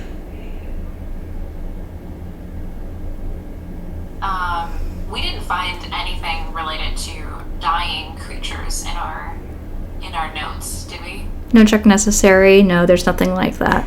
Yeah. If I may ask, El Guerrero, what are you doing at this time? I don't know, kicking rocks around. figure out what to do next. Got it. Kicking rocks, glancing around. I will keep that in mind. Okay. Do we think we can find anything else from this location, or should we continue looking? Saoirse, what do you think? Well, I don't know what else we would find from this. Can I check the map and look at the potential locations and see if they almost are in a circle themselves, or if they make a figure of any kind where these locations have been found? Absolutely. So I would, again, no test necessary, no check necessary, because you're looking at a map that you've very distinctly drawn on. While it's not perfect, it does appear to be a circle. And you notice it kind of seems to go around the bog. And it's big. Yes. Okay. And I would just know nothing about any type of bigger basin that would be interested in rabbits, right? In rabbits specifically, it's hard to give a really definitive answer to yourself for that. It's thinking about, you've noticed pranksters that will take on the form of rabbits. They don't tend to really harm them. But then again, there's also much more malevolent creatures that would see them as prey. But it's also for the purpose of consuming them, not hanging them.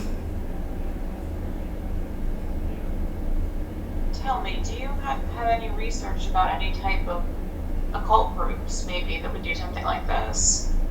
See, look here. It looks like there's a giant circle being made around the bog. And I'm willing to bet that we're just going to keep finding these types of circles with these rabbits. Yeah, it seems like maybe there's something at the center. A circle of fairy rings. Would I know of any cases that would involve either the sacrifice of rabbits or concentric circle patterns? Circles surrounding circles? Ooh, I'll have this be either an investigation or a learning check. I'm assuming you may go investigation on it. I'm gonna go investigate. Yeah. It's my main thing. That's fair. It's my main thing. I get 7 or 8. Wow. 8. So that's my max for both of them. My main attribute and my main skill. So okay, 2 successes. 2 successes. Trying to think back over your cases, you feel very certain that you haven't seen anything specifically with rabbits before. Circles, it seems just to kind of follow the same old tales about fairy circles. Them creating a pathway between them, living in communities. These could be interconnected in that sense. Yeah. So maybe some sort of larger fairy circle created by these smaller fairy circles. That's my working theory. Maybe this is related to your case after all, Guerrero. Seems like a lot of fae activity, but much larger than anything I've ever experienced. Maybe there's something at the center of the bog. Maybe the bog is itself a fae circle. Well, there's almost certainly something at the center of the bog. I'm just worried about whether or not something is supposed to be in the center of the bog, or whether or not someone is bringing something to the center of the bog. How close are we to the center of the bog? You feel like it would probably be another solid 45 minutes of walking to get there, approximately, with Saoirse's guidance. Right, because this was a recent occurrence as well from your contact in town. You brought this to your attention. So I'm assuming that you saying you want to walk inside towards the center of the bog? Let's walk towards the center of the bog. That's Well, definitely a trap. Absolutely it is. And if we do anything even remotely close to that, we should make sure that we have rope tied between us in case something happens. That way it happens to all of us. Good idea. Well, don't get me wrong. Vaesen, again, they're not necessarily trying to do anything good or bad, but if they have reason to believe, especially fairies, that they can get one of us alone, that's very different than getting all three of us. We need more information. I think that much is probably clear. What do you think, Vera? I agree. I think we have more to go off from investigating this, but I think we do need some more information. I'm hesitant to go directly to the center of the book. If these smaller circles are creating a large Fey circle, what happens when you disturb a Fey circle uninvited? That's my only concern. Would I know the answer to what happens if you disturb a Fey circle uninvited? I would say the warning that was given to Guerrero, imagine that but worsened. Yeah. A lot of things can happen. It's hard to put a limit on the Fae. Now, while this discussion is taking place, could I have each of you roll a vigilance check, please?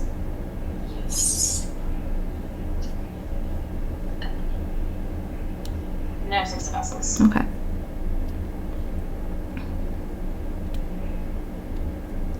Two Two? successes. Okay. None. Okay. So, in the moment, El Guerrero, as you're kind of sitting off to the side, talking about, oh, I don't know that we should go right to the center of this. That sounds like a trap. Kind of like kicking a rock off to the side haphazardly. Vera, you hear the sound of footsteps as they're coming along the path that you had just taken to get here. They don't seem to be attempting to be concealed. It sounds like heavy footfall, and you hear like someone panting, and a familiar voice to Saoirse is heard. Here, Dr. Seeligh? Is that you over there? Hello? Yes, you turn around and you do see Rachel. She's standing there. She has a large hunting rifle on her back, a walking stick in one hand, and her face is very pale. She looks and sounds winded, and she's looking. I'm sorry. I know I told you that I would stay out of this. I think it's getting worse. Rachel, are you okay? Oh, I'm fine. I'm just. I hurried to get over here. I wasn't certain you weren't at your house, so I started going in the opposite direction, but I felt like I should just take the circle, essentially. I think that it's escalating at this point. I just heard in the town that there's a body been found. A body? Yeah. Up to the north. Okay. The body was found where? It sounds like it was just outside of Clifton. Just to the north end of the bog. Okay, let's go investigate then. Can I do some sort of vibe check on Rachel? Absolutely. Like, what that skill would be, but see, because Yeah. she said she was pale, so Yeah. I'm a little bit what's going on with that? Absolutely. I would say this could be your choice. Observation. Actually, yeah, I think this should be an observation. Would be the right one. Okay. Or vigilance, either one, actually. Oh, I'm better at vigilance. I'm Okay. pretty good at observation, though. Mm-hmm. I'll do observation. I feel like that's more what I'm looking for. Mm-hmm. So, 6.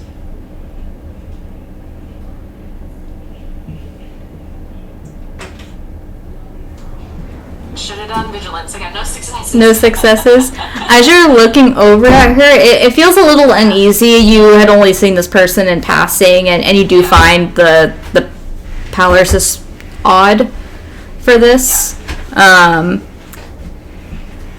But she's standing there, waiting, kind of seems to be leaning against her walking stick and catching her breath. Yeah. I think I'll maybe ask her, you feeling alright? I haven't been sleeping all that well recently. With everything going on, I just get a little worried at this point. I told him, I'm sorry, I'm Rachel. I told Dr. Seeligh I'm a hunter. I rely on being able to come out here, and it feels incredibly unsafe right now. Yes, I would agree. My name's Vera Lindblom. I'm a private investigator actually here. Saoirse, Dr. Seeligh was helping me consult on a case for my client El Guerrero here, and so if we can help in this manner, we'll certainly try. You haven't been sleeping. How long has this been happening? I think the first one, they were seen before I found them. I think it's been about a week. Maybe a little bit longer at this point, actually, no, it would have to be about 9 days now, actually. 9 days. Okay, well let's walk towards the body and see if we can be of assistance, and maybe we can talk along the way. Yeah, absolutely. Hey, she kind of looks over at El Guerrero. I like your mask. Thank you, me too. Lead the way, please. While this is happening, Saoirse's actually gonna pull out a bottle from her backpack.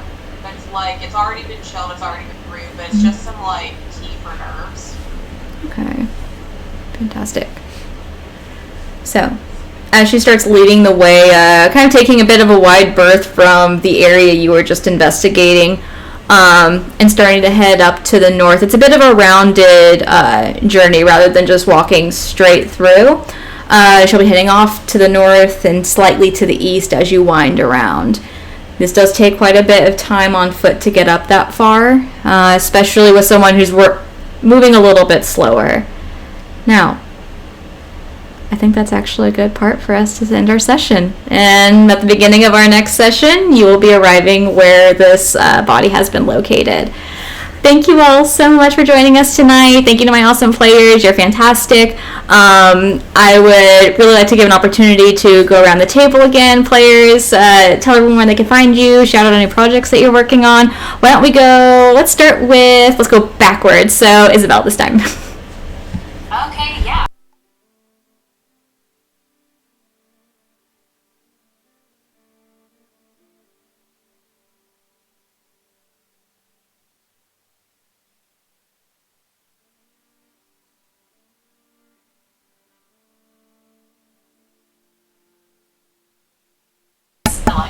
Absolutely. Thank you so much. I'm really excited for, now that the groundwork's been laid out, to see exactly what happens next. But let's go over to Kelsey. Hi everyone, I'm Kelsey on social media. You can find me at Tips and Tomes. In addition, if for some reason you feel so inclined, you can always stop by the Initiative Order stream tomorrow and watch me in Saoirse as well. I can't apparently unmute. Allan, please. I'm Allan. You can find me on Twitter at robo_EP, where I talk about D&D and definitely soccer this coming month because of the World Cup. Fair. Fantastic. And I'll also mention my name's Bree. I've been the Game Master this evening. You can find me on Instagram and on Twitter at BriannaFlame. I'm typically behind the scenes on a lot of stuff here on the Initiative Order. I'm excited to actually be able to run a game every now and again. So I would say please feel free to join our Discord. We have free play monthly community games. We do open casting calls such as this, and we love exploring different systems like this for new players. I'm really excited with the fact that with this group and the next group that's going to be joining is entirely new players to the system, so it's always fun to be able to explore it in that way. And I have to say, this group has already made me have to think about this system from a different perspective just based on the characters they brought to the table. So it's been amazing. But before we go, I do want to say a quick shout out to our sponsors who are fantastic. We love them so much, who give us fantastic discount codes for our channel and our members. Let's start out with Session Zero Clothing. They're a D&D inspired streetwear company. If you use the code ORDER at checkout, you'll get 15% off your purchase. The t-shirts are incredibly comfortable. I have one. My partner Nathan has several. Highly recommend, and Ryan's a fantastic person. Next up is Norse Foundry Dice. Amazing artisan dice makers. If you use the code TIO15 at checkout, you'll get 15% off your purchase. Speaking of dice, we have 2 more dice sponsors. Mithril Armory. If you use the code Initiative at checkout, you'll get 10% off your purchase. And then our very own Terran, aka Umbral Oculus Dice. This eldritch entity of spectacular, gorgeous handmade resin dice. If you use the code Initiative at checkout, you'll get 10% off your full dice set. Aside from that, I just want to say thank you again so much for watching tonight, and we'll see you again in 2 weeks. Right?